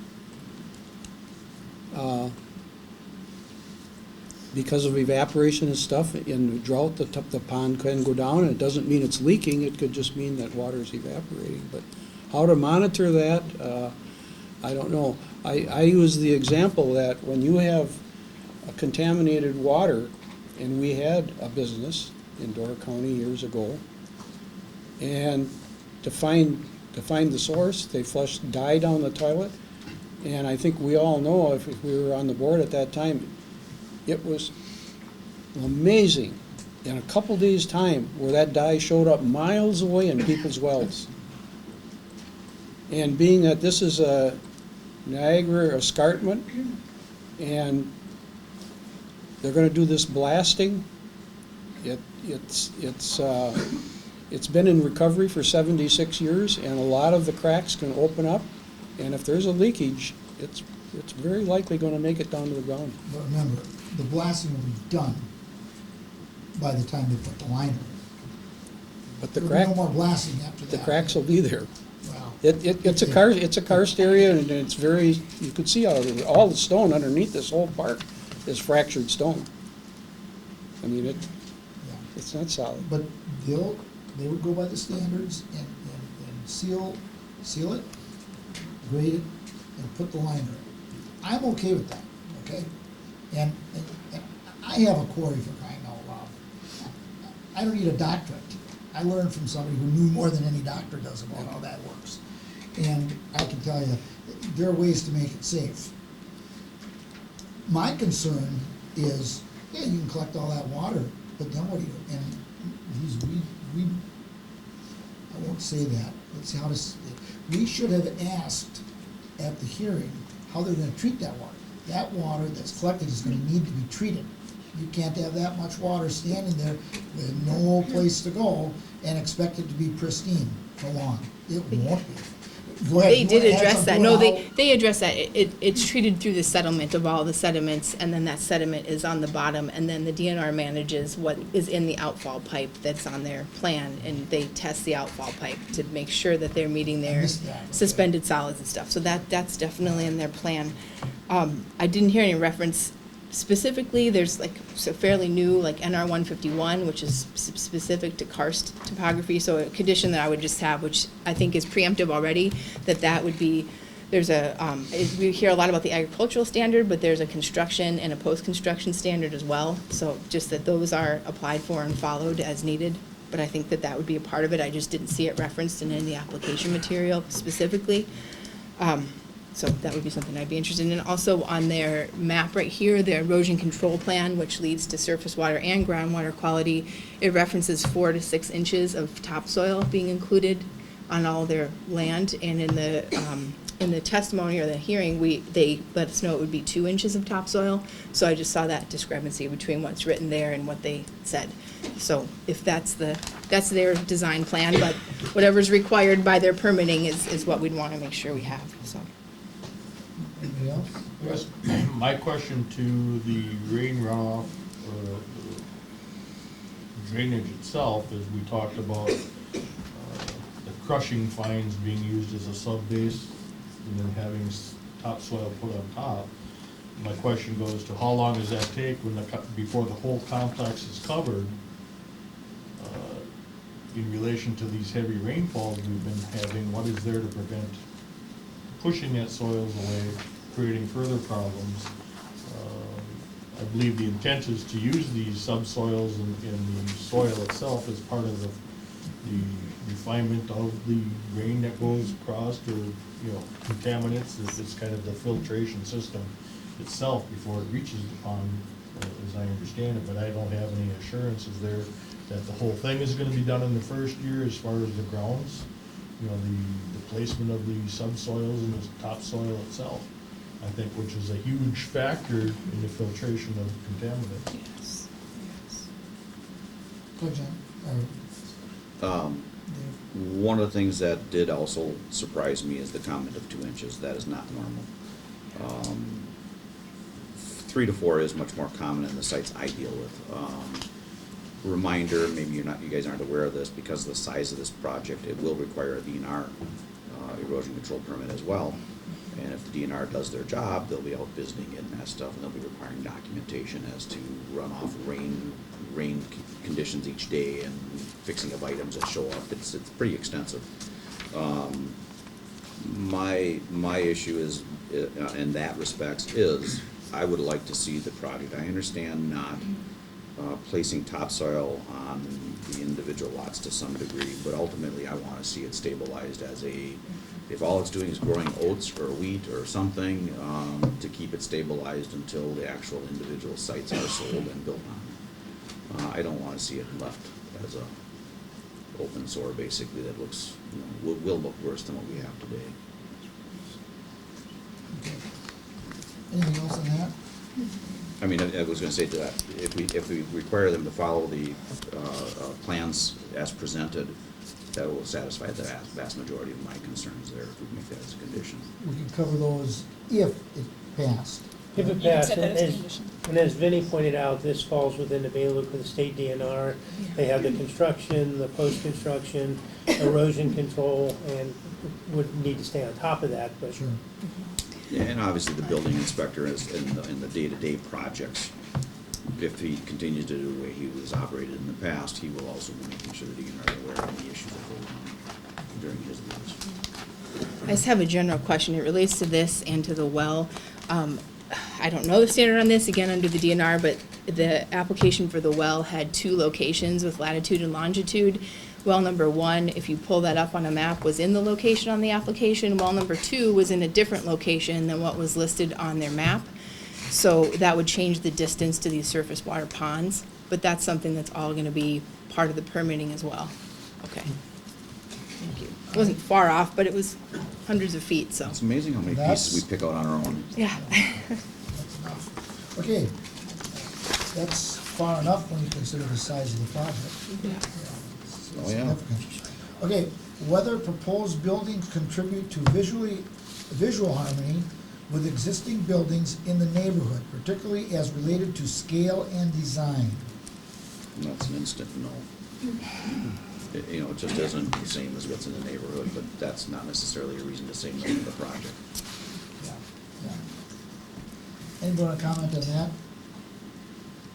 Go ahead. I just feel same thing, visual harmony, existing buildings, neighborhood.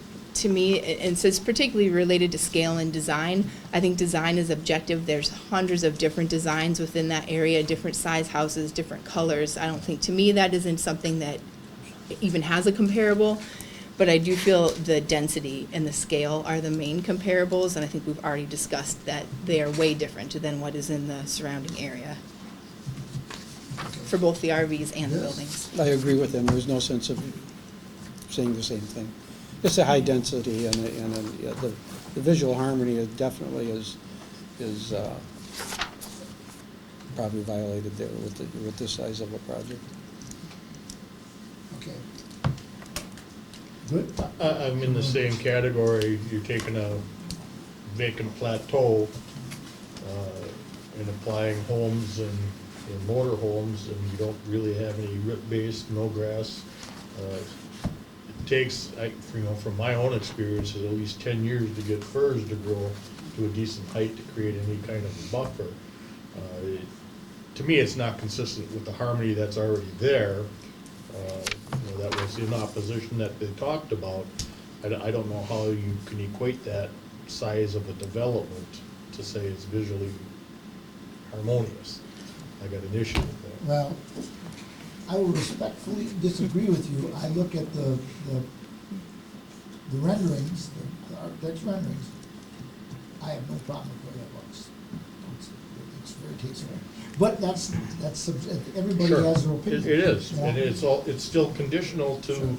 whether or not a property owner or a site owner in this case builds a house or doesn't build a house. Do we actually end up with 50 homes or no homes? Do we end up with 117 motor homes and no homes, or 115 homes and no motor homes? I understand. I'm not That's all addressing- part of the equation, because there is no guarantee within their statements or anything else that either one has to be built. A lot I of moving understand. variables. Yes. What I understand. What I'm dealing with is just 12 as it's written, visual harmony, and that's a tough one to put your, because one person thinks it's good and fits in, another person doesn't. Well, it So- may be, but if Yeah. you are based on the depiction they showed in their diagrams or in their drawings, I don't think that's realistic to look at just that view and understand what it's gonna be for the totality of the area. And to play devil's advocate, though, the current face doesn't fit within the harmony of the neighborhood either. And I just would bring it back to the question of scale. I think the aesthetics are very objective and very hard, considering that the houses are similar in size, if not smaller, to the surrounding houses. To me, it's how densely they are put together. And I don't know, if you look at also the visual harmony, all of the residential plots around this on all sides are heavily forested. I mean, obviously, we don't have a study to what % they're forested, but you can look at a map and get a pretty good sense that the majority of them are pretty heavily forested.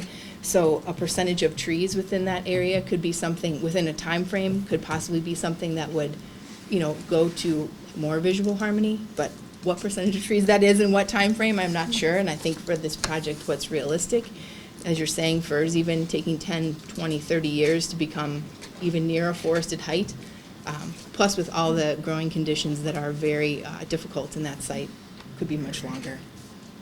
Anything else on that? Otherwise, moving on. 13, whether the proposed project creates excessive exterior lighting glare or spillover onto neighboring properties. They made their comment. They don't plan for any street lighting.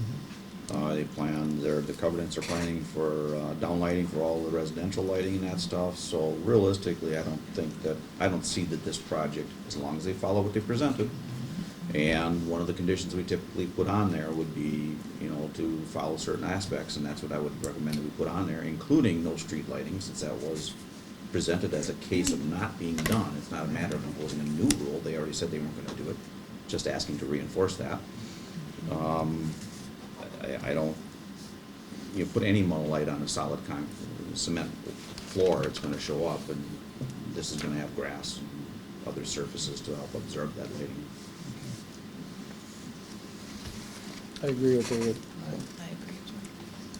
whether the proposed project leads to a major change in the natural character of the area through the removal of natural vegetation or alteration of the topography.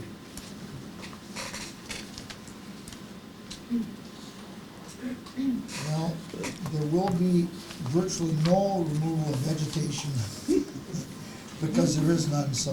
There is stuff showing there, there is. Yeah, but come on, But- I mean, but- a sporadic bush here and there. What's is there- not- Yeah, This is the kind of question that's relevant to properties that are substantially similar across the board. This property, it doesn't look, we're back to that same question, this property doesn't look like the rest of the neighborhood anyways. it's not gonna be a major change in the natural character, the natural character. Now, I'm not saying that it's not gonna be a change because of the buildings, but the natural, with the grasses, trees, whatever.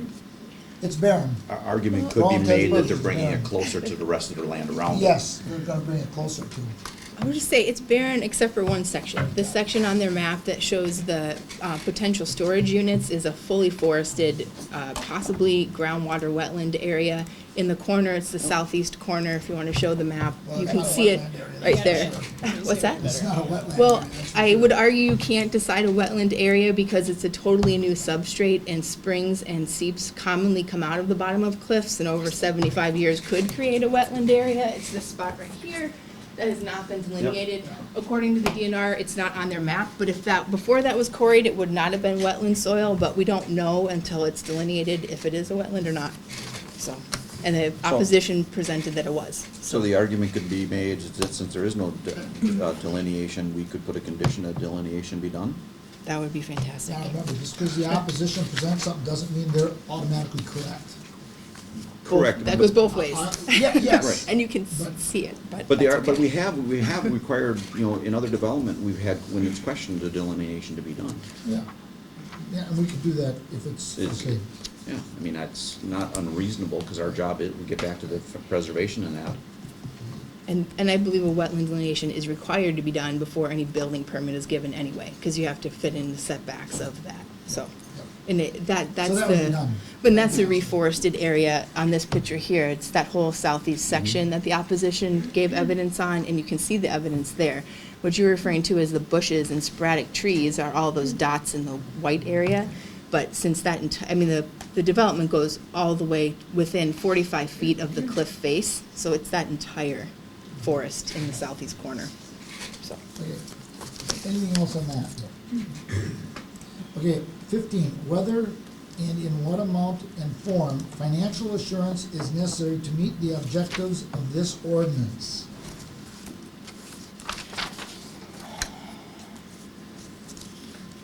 Go ahead, anybody, because I'm gonna weigh in on this one. I got a lot of I'm gonna this weigh in one on too. I go first a lot. Anybody else want to go? Go ahead, you guys. I have concerns, we've certainly seen through the years, and I've seen in other areas of this state and in this country where developments start and then don't go through. As the land sits today, it has its own issues. And I don't believe this is going to happen. I truly believe that it will get, the infrastructure that they propose to do will get done. Not necessarily built out as far as the total occupancy as they're describing in the pattern they're talking about. That's an environmental and that's a economics issue that sometimes shows up. But I am concerned that we're gonna start blasting, putting holes in the rock, digging up, putting piles all over the place, and something goes wrong. And they just walk away. And at the testimony, I asked for a concept, a ballpark number of what it might cost to do that. I know that's a difficult question to answer at this stage of the game, but they gave us a number. And I think it would be reasonable to require I think the word would be a surety bond of $3 million to make sure that the site is substantially stable to that first step they said they wanted to be at when they start selling lots.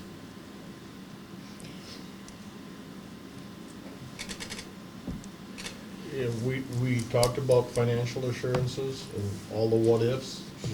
We don't have any information on financiers or anybody who's shown interest in purchasing those sites. We don't have any of those calculations presented before us to say, well, they got 100 people lined up to purchase these sites and there's, this much interest. we can assume that there's interest, because there are RVs out there are high-end Class A motor coaches and such out there, but we have nothing to base it on for this particular project itself. So I think some kind of assurances are necessary, and I'm not the financial guru on this, so I don't know what to ascertain as what is appropriate or not appropriate. Go ahead. I have a question with that, which might be for Grant, and I know this is not a mine reclamation, but in the mine reclamation, there's a financial assurance component that says it means a commitment of funds or resources by an operator to a regulatory authority that satisfies the requirements and is sufficient to pay reclamation activities required by the chapter. And a mine reclamation in its end point is basically a stabilized site over a mine. So I'm trying to understand financial assurance. To me, that would mean they would need the money in hand in some way approving that for all of the permits that they currently have applications out for, which without knowing what those permits are going to require for size of septic tank, for amount of stormwater control, for runoff, for all of the issues that happen and why mines are reclaimed in the first place, even though this is not required to be, I don't know how we can even begin to have any evidence of any financial assurance on this project. So, yeah. They haven't presented any, is what you mean. No, and not even saying a 3 million number, it's not based on any fact that I see as far as the cost of crushing, grading, blasting, topsoil, putting these plans together that are on the table for erosion control and for groundwater protection. None of that has a dollar value. The well drilling. Well, no, that was addressed. They said that as they do the blasting, that they will have I think they said $5 million assurance bond, and that's standard, that in case. But if we don't look at it and see it, we don't know that it's there. No, we demand that it's there. That's true. Did you want to add something or not? Yeah, I was gonna say is the financial assurance, like everything else, has to be tied to a purpose of the ordinance and supported by substantial evidence. And the one that immediately came to my mind, I was thinking along the same lines as Vinnie, would be the non-metallic mining reclamation. We do have folks in Soil and Water Conservation Department that fairly routinely calculate that to just reclaim the mine to really bottom line, bottom rung, consistent with the technical standards, best management practices, which would be to grade it, put fill on it, and seed it, and they could probably come up with a number for that.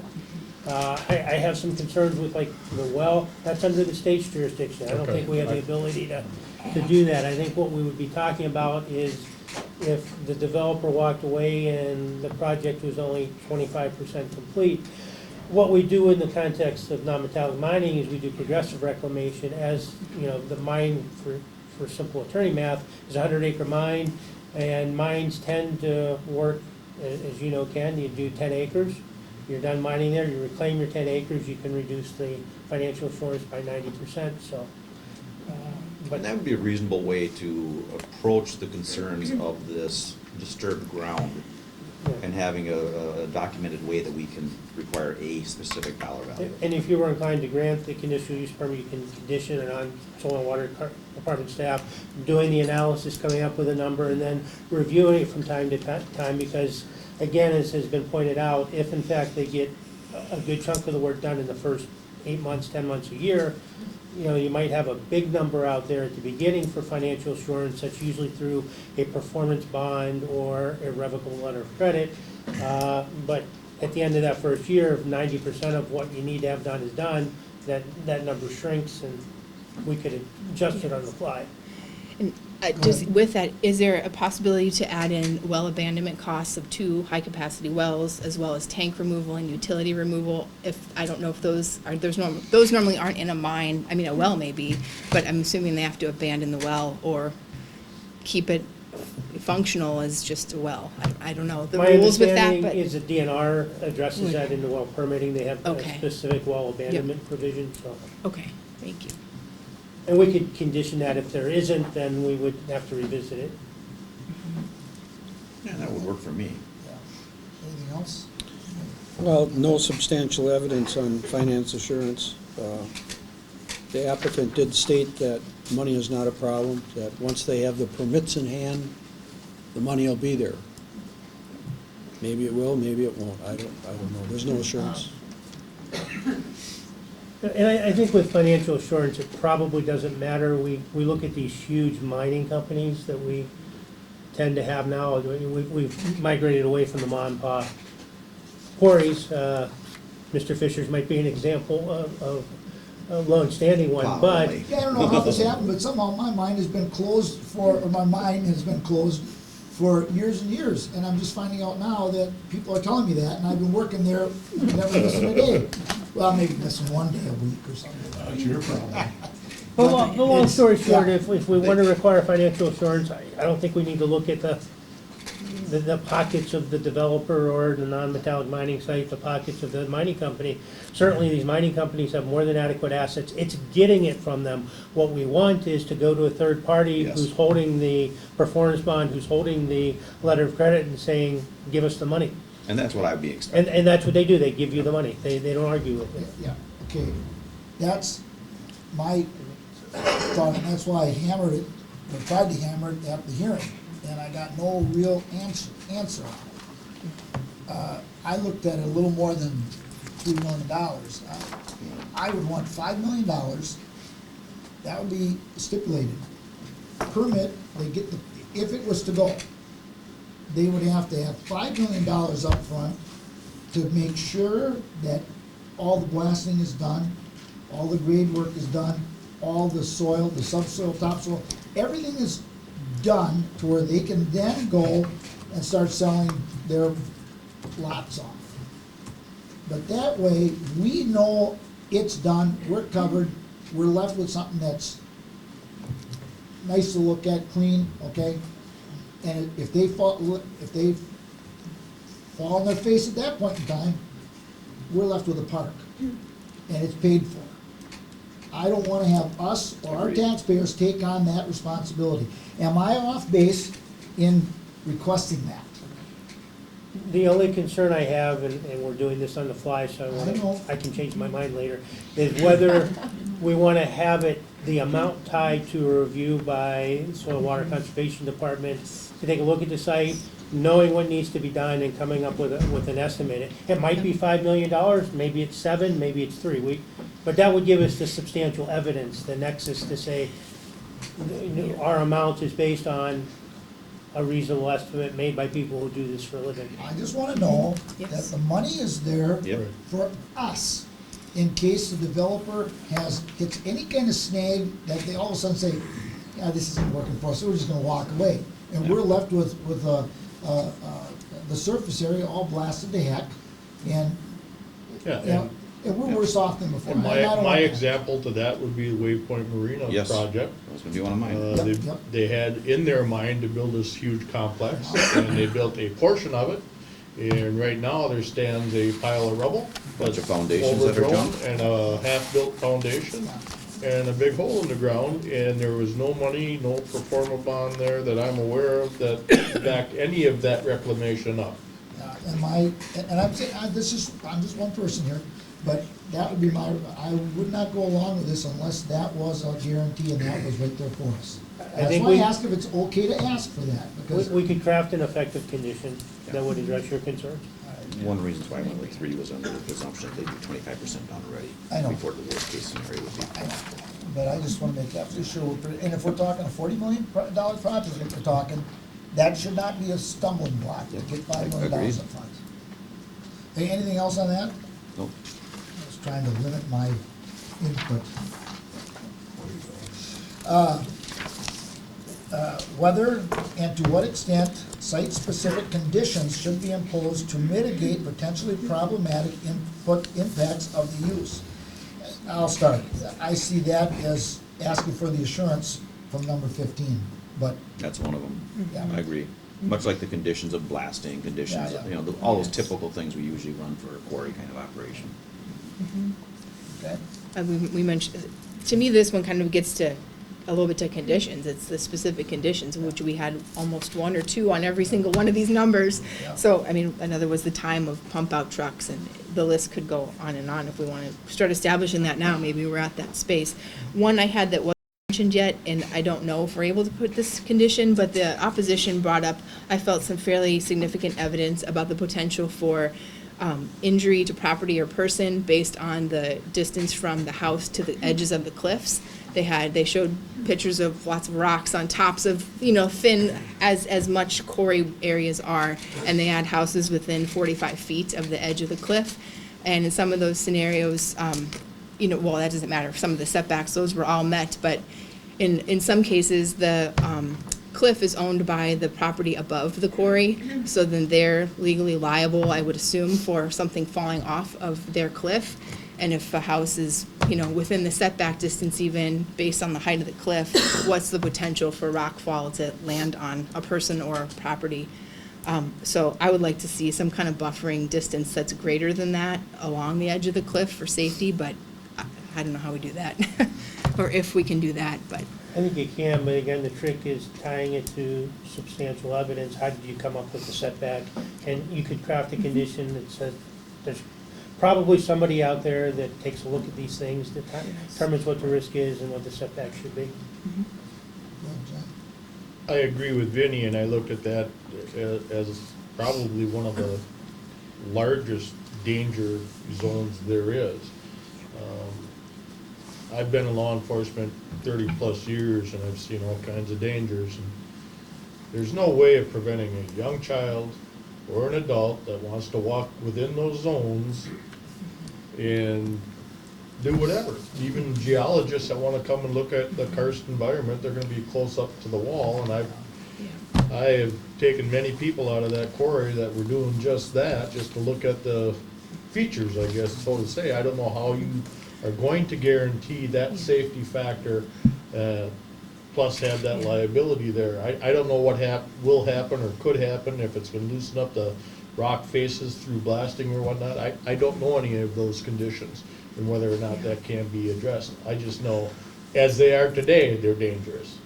And I agree, and specifically, I would of course care about people, but if they set some kind of a, vegetative buffer and a policy to not go near the cliffs, that may, deter some liability, but I'm specifically meaning houses or RV pads that are within a fall distance of the cliff, because that's a structure you can't run out of the way. I looked at those distances as well. Yes, And yeah. depending upon what decides to fall, if it's gonna be Yeah. one of those whole chimney effect things that comes down, or just a couple of rocks. I don't know how to address that issue, other than Yeah. say, I think there's a great potential for a problem. Anything else, Biz? Yeah, I think that anytime you're doing blasting to do these ponds, and I don't know if they're gonna rock saw to bury all the infrastructure, but you're disturbing a karst area. And we had testimony from a geologist who stated that this has been in recovery for 76 years, and now you're gonna blast, and the shaking of the rock can open up the cracks and cause stones loose, like you guys were talking about. And I'm gonna go back to the runoff. It's not dangerous, but the risk is there of contaminants getting down in this escarpment area. And they're gonna have, the runoff is gonna include all the things that I said before, with the fertilizers and pesticides and salt and dog and cat feces and you name it, the runoff. It's gonna be contaminated water going in the ponds, and any water that doesn't get to the pond, that goes down in the area, the potential and risk is much greater with all this blasting that you could affect the groundwater. I understand what you're saying, but I would imagine, I'm not A a geologist? builder, more so than some. But I would think the blasting is the first thing that would be done. Well, what I'm getting, the other things, the staging that. But the blasting would be the first thing that would be done, because they've got to blast to kind of get the contours and everything set. That would be the first thing that would be done. If there was any cracks opened up they'd see them there before there's any water. They're not gonna drill a well and then blast right next to it. They're gonna do the drilling first, or the blasting first, and then put the wells in. So your concern about that, I see that as unfounded.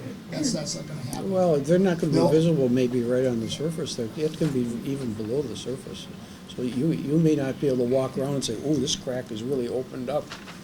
There's no way of knowing, it's a escarpment area, and it's up on top of it, and. But that's anywhere. And That's I'm just saying, almost I'm not anywhere. saying it's gonna happen, Mr. Chairman, but I am saying that there's potential risk.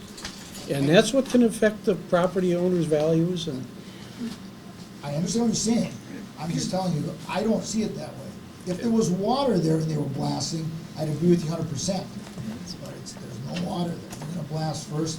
If they open up, go down 8, 9, 10 feet, the one pond is supposed to be 20 feet?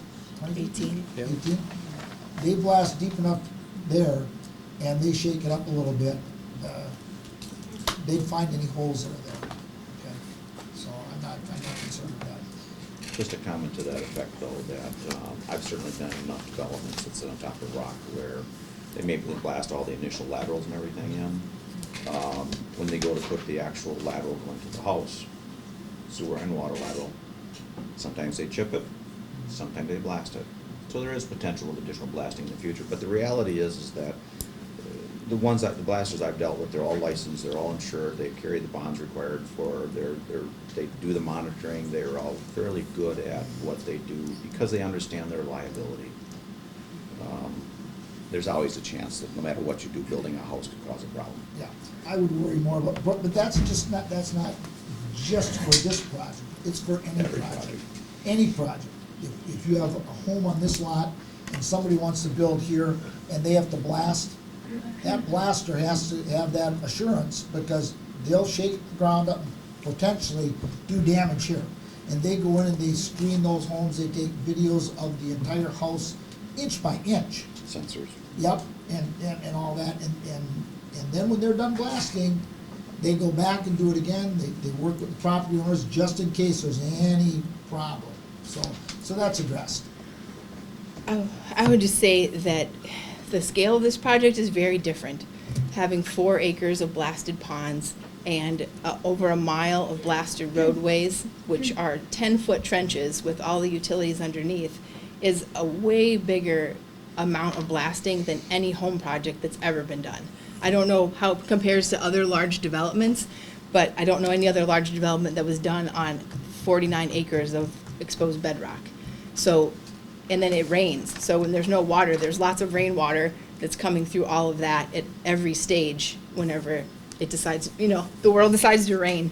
So I think the potential for, and I appreciate the erosion control things here, but a lot of these are also in place for once there is some infrastructure, but you also have the 8 months of while you're developing the infrastructure that it's all exposed. And we don't know what is 18 feet below the current surface now as far as any kind of feature that it could be karst. If you were to look at the top of Horseshoe Bay Farms, you would not think that there was a cave you could walk through underneath it, but there is.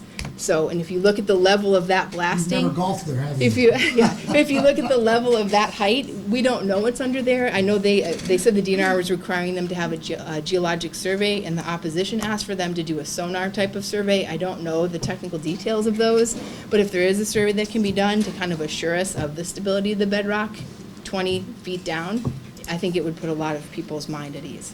It would be worthwhile. Absolutely. I agree. Yeah. Good. Question for the department. In some cases, when it comes to the exposed bedrock, the cliff, for lack of better terms, the property looking to build whatever it might be up on top of that cliff, there's usually a minimum setback from the edge in some areas, and apparently there isn't any here. We don't have them. Okay, Town of Egg Harbor has one. So you also don't have one from the bottom of that related area. Okay, that answers that. got it, Mr. Chairman? Sure. I have a question for either Grant or Mariah. Excuse me, I think it was, at some point it was brought up that they may need a mining permit to do all this blasting and crushing in the area. Is that going to be required? No. No. They won't need a mining permit? Since nothing is leaving the site, it doesn't qualify as a mine. Okay, thank you. There's an exception both in the administrative code and in our code for non-metallic mining for work that is done on-site, for construction on-site, and doesn't leave the site. If it leaves the site, then all bets are off, and But your definition of leave the site, if 10 yards of excess material leaves the site, is that acceptable? 10 there is a, truckloads or I something. don't have, there's a nominal amount, but. Yeah, Yeah, it's I was not a gonna say, fixed. It's a combination of leaving the site and an amount, and I did double check with soil and water to make sure that we weren't missing anything, and it wouldn't qualify as a mine under their regulations. It just happens to include a piece of land that's got a lot of rock. Yes. Right, and it wasn't being quarried when the state law that's in place right now went into place requiring reclamation plans, so that's why it didn't have a reclamation plan. And kind of my, logic on using that as the financial assurance piece is that, yes, it doesn't fit the criteria where it's required, but if we're looking at what are the conditional uses of a site to make it safe for public safety, surface water quality, groundwater quality, we have a system that we assure that with now. They just fall in the year before that, or, the years before that. So it seems like a reasonable standard to go to for conditional use. We got to, the impact of the proposed project on public health, public safety, and the general welfare of the county. Did I read that already? Because we're talking about it. We morphed into it. 16 was vague enough to. Yes, yes. Well, let's go to that. The impact of the proposed project on public health, public safety, or the general welfare of the county. And yes, we have done that. Various stages. Yeah, I was gonna say, throughout the numbers, we've dealt with that particular issue. We've talked about road safety, we've talked about pedestrian safety as well as Traffic public health, routes. traffic routes, et cetera. The only thing I think I just kind of see that as a catch-all to make sure we didn't have a topic we missed something out There you of. go. All right. There is one here, other topics, but these, the RPC may consider topics in addition to the above. Do we want to do that, or do we want to just go to an overview?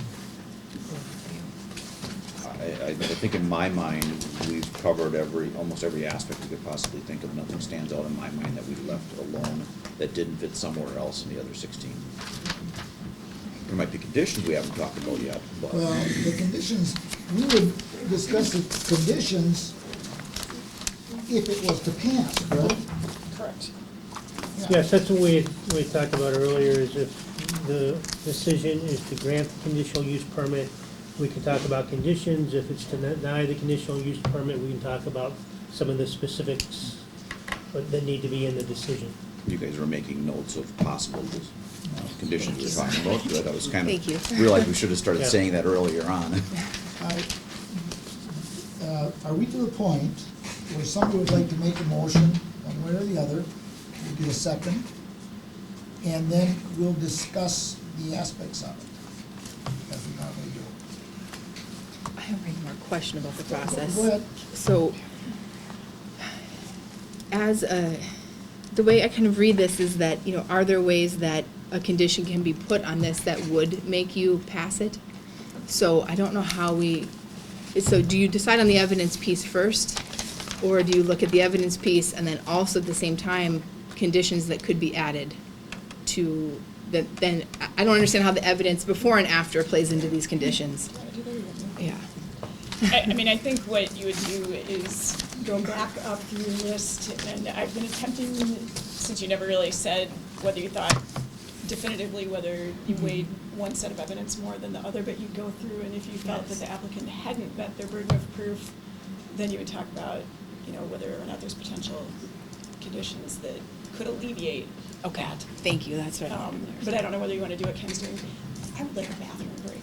Well, Yes, that's what I was same. kind of Let's thinking. take a 5-minute break here. Thank you. Thank you. Maybe a chance to get our heads in another direction as well. Because I'm not just sitting here Let's and take thinking a about. 10-minute break. Okay. Otherwise, I'm gonna have a really hard time concentrating. Thank you. Start the meeting here. You mind if they want to speak up? Yes. I've been informed that some of you in the back room have trouble hearing us. I know I said no talking when we started, but if you can't hear us, you could have jumped up and said, hey, we can't hear. That would have been acceptable. So we are gonna try to make sure, I apologize for that, and we will try to speak up, and if you can't hear us, please let us know. All right? All right, that being said, give me a minute here. Okay. All right. Got a question for you, Grant. There's 17 criteria here that we have. Mm-hmm. Is it an absolute that suppose we go to pass it, but there's one item on here that we all say no to? Is it an absolute that then, even though 16 other of the criteria were met, we have to say no to it? Unless you found that you did not believe it was applicable to your decision-making, yes. But you could certainly say that particular factor is not of enormous consequence to this particular conditional use permit application. And so the fact that they met it or not doesn't factor into your decision, but. Okay. Okay, Vinnie? Yes, thank you. Okay, yeah. All right, let's go through this. We're not gonna take a motion yet. We're gonna start going through the points. And we will decide on the committee whether yea or nay to the various points. If we go through, say, 7 or 8 points, and there's, not saying we're looking to turn it down, but if there were a substantial no votes that we couldn't agree that there's a condition or something that would satisfy all of us, or the majority of us, to give that point a yes, then I will be entertaining motions from the group here to say no to it. We don't have to go through all 17, is what I'm saying. All right, that being said, number 1, whether the proposed project will adversely affect property values in the area. Okay. I'm not convinced it will. I'll start. I'm not convinced it will, especially long-term. I know you brought up the one point of somebody not wanting to build there. That's one person. And that one person saying something doesn't make substantial proof, as far as I'm concerned. So whoever else wants to jump in, go ahead. Just respond. In the opposition's packet, they interviewed or sent a survey to 40 homes, and they had a 20% or 25% response rate that said it was negatively impacting their property value through a variety of different reasons. That's One not was home substantial say, proof, well, though. They're just using conjectures and what they think. They don't have studies on it. But, I'm sorry, I interrupted you enough for that. I apologize. that's okay. I just feel like So their go ahead. study, Go ahead. their study was a survey of homeowners, and the study of the applicant was a survey of realtors. So I put a little more validity into what the homeowners were experiencing firsthand than what the realtors were experiencing on sites that were completely different than this site, for reasons we already discussed. Okay. So, yeah. Thank you. Yes. Once again, I apologize for interrupting. No problem. Biz? Yeah, I think that there was convincing opposition, the evidence provided, and the examples that the appraiser used, I don't think they're not like this. They're not an escarpment. These 5 different states out in California and these different states, it's not a comparison of what they're trying to do here at all. Okay, so you feel that the property values will be adversely affected? I think the ones right in that immediate area, and I don't know how many there are, 30, 40, 50 homes, that it could affect those, because Not could. We're dealing here in substantial proof that's more absolute. So you believe that it would affect it? I do. Okay. Can I just add in really quick? I'm sorry, I wanted No, to you have your ask turn. that, well, but the burden of, I just want to remind and clarify with Grant on this, the burden of proof is put on the applicant. So in this, we should be looking at, did the applicant prove that there would not be a loss of property value in the properties around the quarry? Is that how you'd say substantial evidence would be based? The burden of proof isn't on the opposition to prove one way or the other. Yeah. No, the burden only goes to the opposition if the applicant meets the burden of showing substantial evidence. If the opposition then had also shown substantial evidence, you get into the balancing that I talked to at the beginning. Yeah. Okay. And so you Okay. two believe the applicant did not Yes. meet the burden of proof? Okay. Yes. I too believe that they did not meet the burden of proof. One of the reasons I state is their questionnaire, and this is not by any fault of their own, but their questionnaire was in current conditions of an existing entity, as opposed to this being a proposed entity in a neighborhood. In that case, the opposition reinforced my answer of no, because they did provide local information that admittedly is their opinion, the individual's opinion, but it was a similar effort to show localized information on what appears to be potential trend of a price direction during the construction, not necessarily once this thing already exists and the property goes to sale. John, you concur with the majority? I concur with the majority. I don't believe the applicants presented enough evidence. You know, they came out and said they didn't do a study locally. So there really isn't any evidence to say that it will or will not. But I don't believe the burden of proof was determined by their statement. Okay. Whether the proposed use is I'm similar sorry, to... can I jump in? So your next question is whether you think there's conditions that can address what you just talked about, because that's. Yeah, I don't...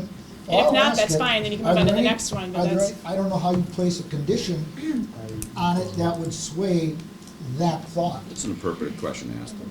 But that's, it's a Okay. two-part thing for all of these, All so right. did they meet their Is there burden any of proof? any condition could be placed on the applicant that would make you change your mind?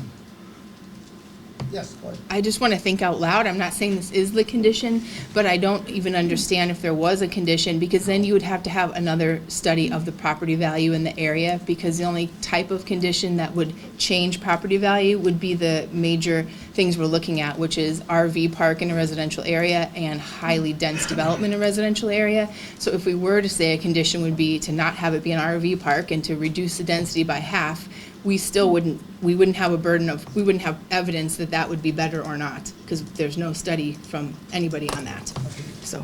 Biz? Yeah, no, I agree. Okay. And to that effect, that would be introducing new information. Correct. Yes. Yeah, we're here to judge whether or not the evidence was presented, Presented. and it has not been. I agree. That's not to say that they couldn't reapply at some point in time and provide that information. Yeah, I know. Okay, whether the proposed use is similar to other uses in the area. No, it's not. I don't think that the applicant showed evidence that it was similar to uses in the area on the RV park or on the size lot of the homes or RV pads, which is what their main evidence point was. Dave? No. Same basic reason. Yeah, no, for me too. John? Okay.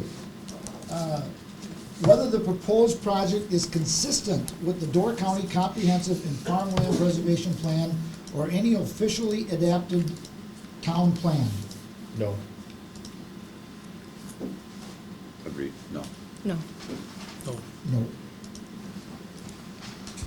Provision of an approved sanitary waste disposal system. Yes. Yeah, that's state anyway, so. Well, you go, no, It that's is a state, but we could certainly have an intention of putting that condition on, Of course. that they Sizable follow through containers. based on true reality of the project, you know, that it be, somebody verify that it's done that way. Yes. and just for procedure, would that be a no? And then the condition to make it a yes would be that they have a DNR approved sanitation? Yes. No, it'd Okay. be a yes. Yes, subject Yes. to the With conditions. With the- Yes, Thank you. that- So, to me, that would Thank become a you. yes for me then, Yeah. if they did the condition. Yes, we Yes. do, Vinnie? Yes. Okay, Liz? Okay. Provision of a potable water supply. Yes. Yes. Yes. Yep, same. Provisions for solid waste disposal. Yes. Yes. Yes. And as long as they're applying to the state regulations and the state jurisdiction guidelines. I just wanted, Mariah, should we be putting conditions on any of our yeses as we go here? I didn't know if we I have guess any. I would say that maybe go through the whole list first, and then Okay, read that Yeah. out perfect. maybe in one Gotcha. motion or All right, another. whether the proposed use creates noise, odor, or dust. Dave? The actual use, I don't believe that it does. The other conditions are relative to the actual construction. So I believe they met the burden. Yeah. Vinnie? I believe they didn't meet the burden because the use is projected over 10 years in a construction phase, and I didn't see a viable 10-year plan for reducing noise, dust, or odor. Okay. Biz? Same, I agree with Vinnie, it's a no. John? I concur with that. Okay, I agree with Dave on it. Okay, provision of safe vehicular and pedestrian access. I thought they did.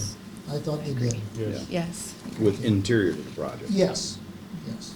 Okay, whether. Are you, would you require that they do sidewalks? No. Well, we could put that as a stipulation if it passes later on, but right now I felt they did enough in their presentation. As long as they're talking about the interior of the project. Yes. Okay, number 9, whether the proposed project adversely impacts the neighborhood, traffic flow, and congestion. No. Yes. Or whether, I know them yes is passing, or, so you're No, they answering your did not meet- question. No, they did not Thank you. meet the obligation. No, I agree. Okay. No, they did It's a not little meet the confusing. obligation. That has been a difficult thing with the I'm formation of the sorry. question. Formate that. Okay, so we feel that the proposed project does adversely impact neighborhood traffic flow and congestion. Yes, it does, so Which it's a means no. it did So not it means meet, it's a they no. did They not did meet. not meet the, yeah, Yes. all right, Which is a no, huh? which is a no. Yeah. All right, adequacy of emergency services and their ability to service the site.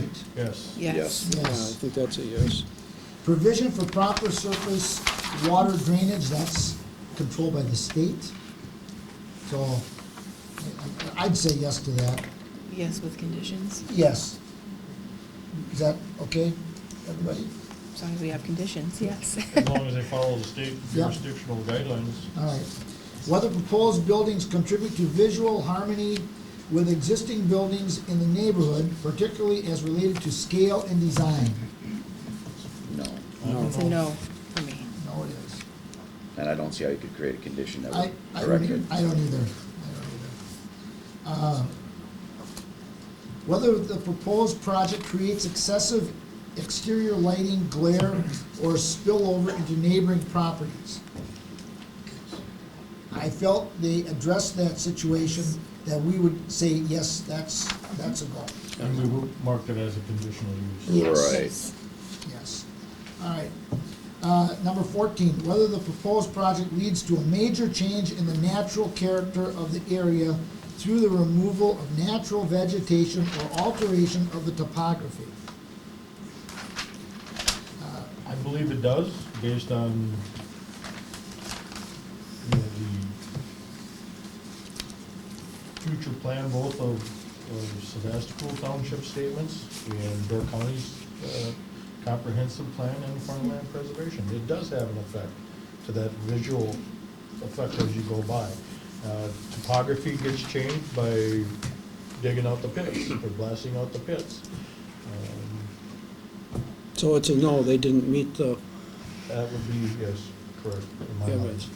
but I kind of disagree. I feel that they did meet it as a basic topography and the natural vegetation, but my yes would have conditions Yeah. about the natural vegetation that's there and the landscape plan.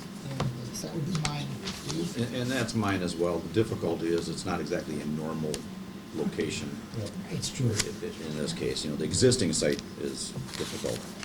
All right, 15, whether and in what amount and form financial assurance is necessary to meet the objectives of this ordinance.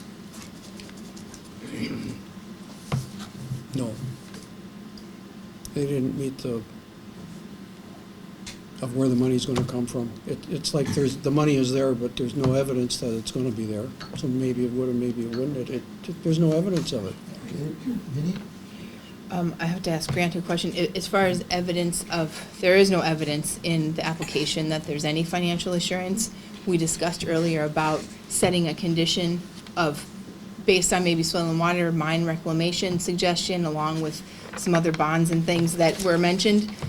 How do we deal with that now? I think based on your prior discussion, the answer to 15 is yes, financial assurance is necessary, and if we'd condition it along the lines that we discussed, that was okay. Somewhere between $3 to $5 million. But consult with the Soil and Water Conservation Right. Department staff, come up with a number, and structure it like we do the non-metallic mining because of the similarities here. Yeah, yeah. And you're okay with that? And same here. Does The- that the way- change your mind, Biz, or do you still say no to it? I guess if that stuff is met, but,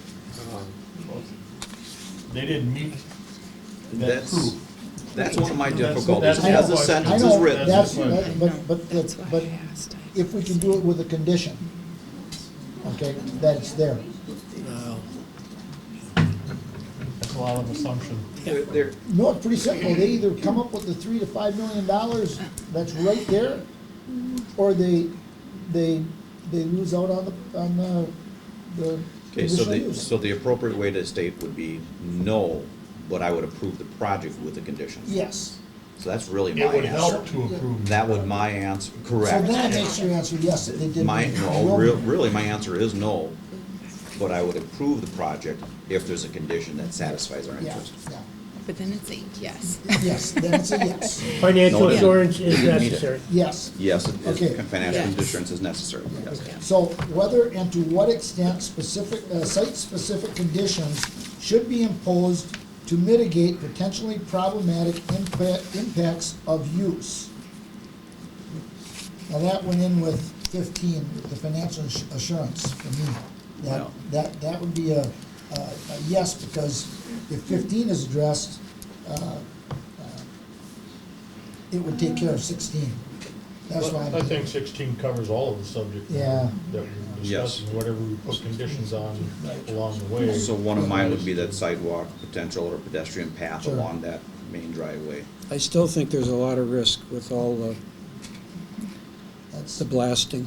That's why we're asking for the financial assurance from 15. Well, and going back to that, financial assurance, does that mean selling lots and they No. have some money? No, no. It They're means gonna- it- Here's what would happen. Here's what I'm talking about. Okay? I would vote, I'm not sure, I'm not saying I would vote yes to this.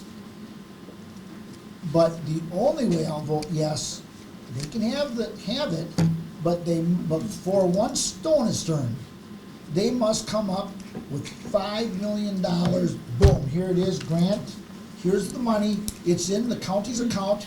It's yours if we fail to finish the blasting and prep work and everything and putting it into saleable condition. Can So we're covered. Can I clarify, Ken? I'm not comfortable with you saying, maybe as an example, you're saying $5 million, but I definitely don't want to Oh, no. publicly have You're a right. dollar amount as You're a right. condition It's gotta right be- now. It's gotta be 'cause, yeah, determined by soil we and don't water. know. Yeah. Yes, Thank yes. And then, so I'm putting that as a yes, that we can agree on that one. The impact of the proposed project on public health, public safety, and general welfare of the county, that's a catch-all to all these other ones. All right? Now, I have, whether proposed buildings contribute to visual harmony, I've got no to that one. And then, I've got three big ones. Whether proposed project will adversely affect property values, I've got a no that they did not meet the burden of proof. 2, whether the proposed use is similar to other uses in the area, I've got no. They did not prove to us that it fits in. Okay? If I'm not stating it right, correct me. And then 3, whether the proposed project is consistent with the Door County Comprehensive and Farmland Preservation Plan or any officially adopted town plan. I've got no, and I don't believe that there's anything, correct me if I'm wrong, that any condition we could ask that would change our mind on that. So now there's Not without changing those the whole, plans. yeah. Now there's three, I'm not coaxing you guys, but I'll let you know, the first three are no's, we all agree on that. So at any time, stop me and make a motion to one effect or the other, and I would entertain that motion if you're so ready. Otherwise, I'll continue to move on. Okay, I'll make a motion to deny the conditional use permit. Is there a second, based on 1, 2, and 3, not meeting the burden of proof as we see it? Correct? Not with just these first three entries. Not the one. Well, I don't know, if we, We Grant, have I'll to- second. Okay. okay, now we're in Now discussion. In Grant, discussion. Yeah, if that's we my say question, no Grant. to the first three, Yeah, I'm listening. they're big enough concerns that we can't figure out a way, and we're not gonna sit here for, I don't know that we could sit here for 2 weeks and come up with some way of making that change based on the presentation. Isn't that enough that we could decide on this? Yeah, I mean, those three are pretty substantial. I think there were others. Pull them all out. The other Yeah, ones, that was the my other point. ones I You had, need Number to- nine. the other The seven and traffic nine. flow, the traffic flow is a no. Wait, I can wanted you everybody can you do to it by number? 'Cause you Sure, were- that's so number 9. I had number 7 also. Yes, number Yes. 7 as well. Oh, yeah, 7 also was, thank you, I had that too. Number 12. Proposed And use 12, creates- yeah. Oh, was it, wait a minute, on 7, I had it, 2 to 3, I think Dave and I said, yes, they met the burden, the other 3 said no. Would there be any way the 3 of you could come up with that would, any condition you could put on that That would one? convert it. That would convert you to a yes to let it go forward. Which number are we on again? Number 7, Thank you. the noise, odor, and dust.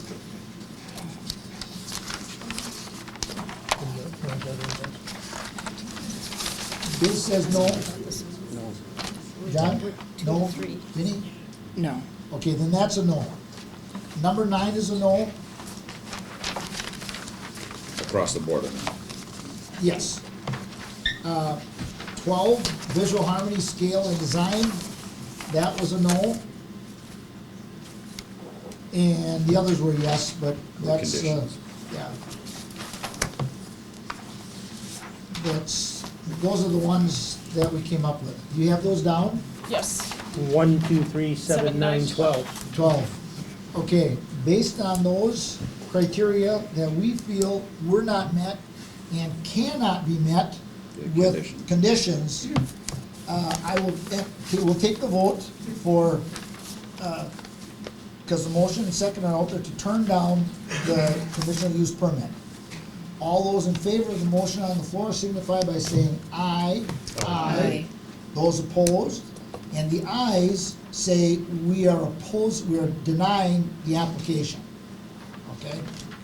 So that's, now, the applicant has the right to appeal this, just so everybody's clear, the applicant there's a chain of, or a ladder to ascend here.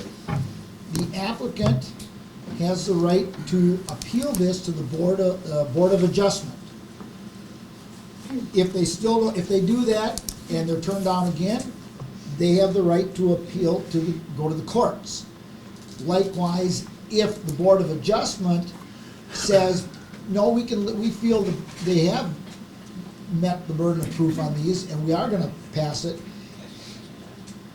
those of you against it can still appeal to the courts, okay? So, just so you know, it doesn't end here. It can be appealed and then it can be appealed again. Okay. Yes, Maybe you're gonna answer my question. I just wanted to remind everybody involved that in this case, an appeal to the Board of Adjustment is a review of the documents or brand It's new a case. it is a brand new hearing. Okay. You never, So it is an opportunity for them to bring additional new information On or both whatever. Both sides. I wanted to make sure everybody understood that. Yes, if it does get appealed to the Board of Adjustment, it is a brand new hearing. You don't have to throw away all your old data, you can bring that, and then, because it's a new hearing, you can bring additional and new, data that you may or may not have. Okay. Well, you can't bring it forward if you don't have it, so. And might I suggest that you direct staff to draft a decision document, we bring it back at the next meeting, and that would be Correct. the effective date of the decision, Okay. which would start the 30-day clock, rather than us trying to do it on the fly today. Okay, and I'm gonna editorialize a little bit. No, we passed, we voted on it. No, on the- Well, you wanna, Yeah, motion to, Let's, direct staff to draft a decision consistent I'll with make that today's motion. discussion, I'll second and it. bring it back to the next. okay, all those in favor of the motion on the floor signify by saying aye. Aye. Aye, opposed, okay, that passes. I wanna thank you all for participating and for, and I mean this seriously, for conducting yourselves like professionals. And there was nobody jumping up and screaming or anything from the background, you know? It was well presented on both sides. We appreciate that. And like I said last time, it's entertaining, it's stressful when we have a full room, but it's also entertaining for us. We appreciate that because now we feel like, hey, we're doing something we're doing something. Otherwise, we have one or two people here and say, nobody cares.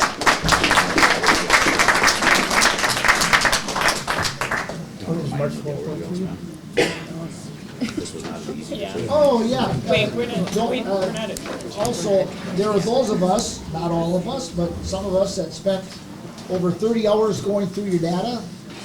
So it wasn't that we just took it and set it here and didn't look at it. We all spent hours and hours going over this for both sides. So, all right. Thank you. Thank you all for coming. Future meeting schedule, Oh, Mr. Chairman? yeah, right. Schedule it, yeah, we're not We're still in session? Yep, yep. We are not All right. Can you tell me? Can you tell me?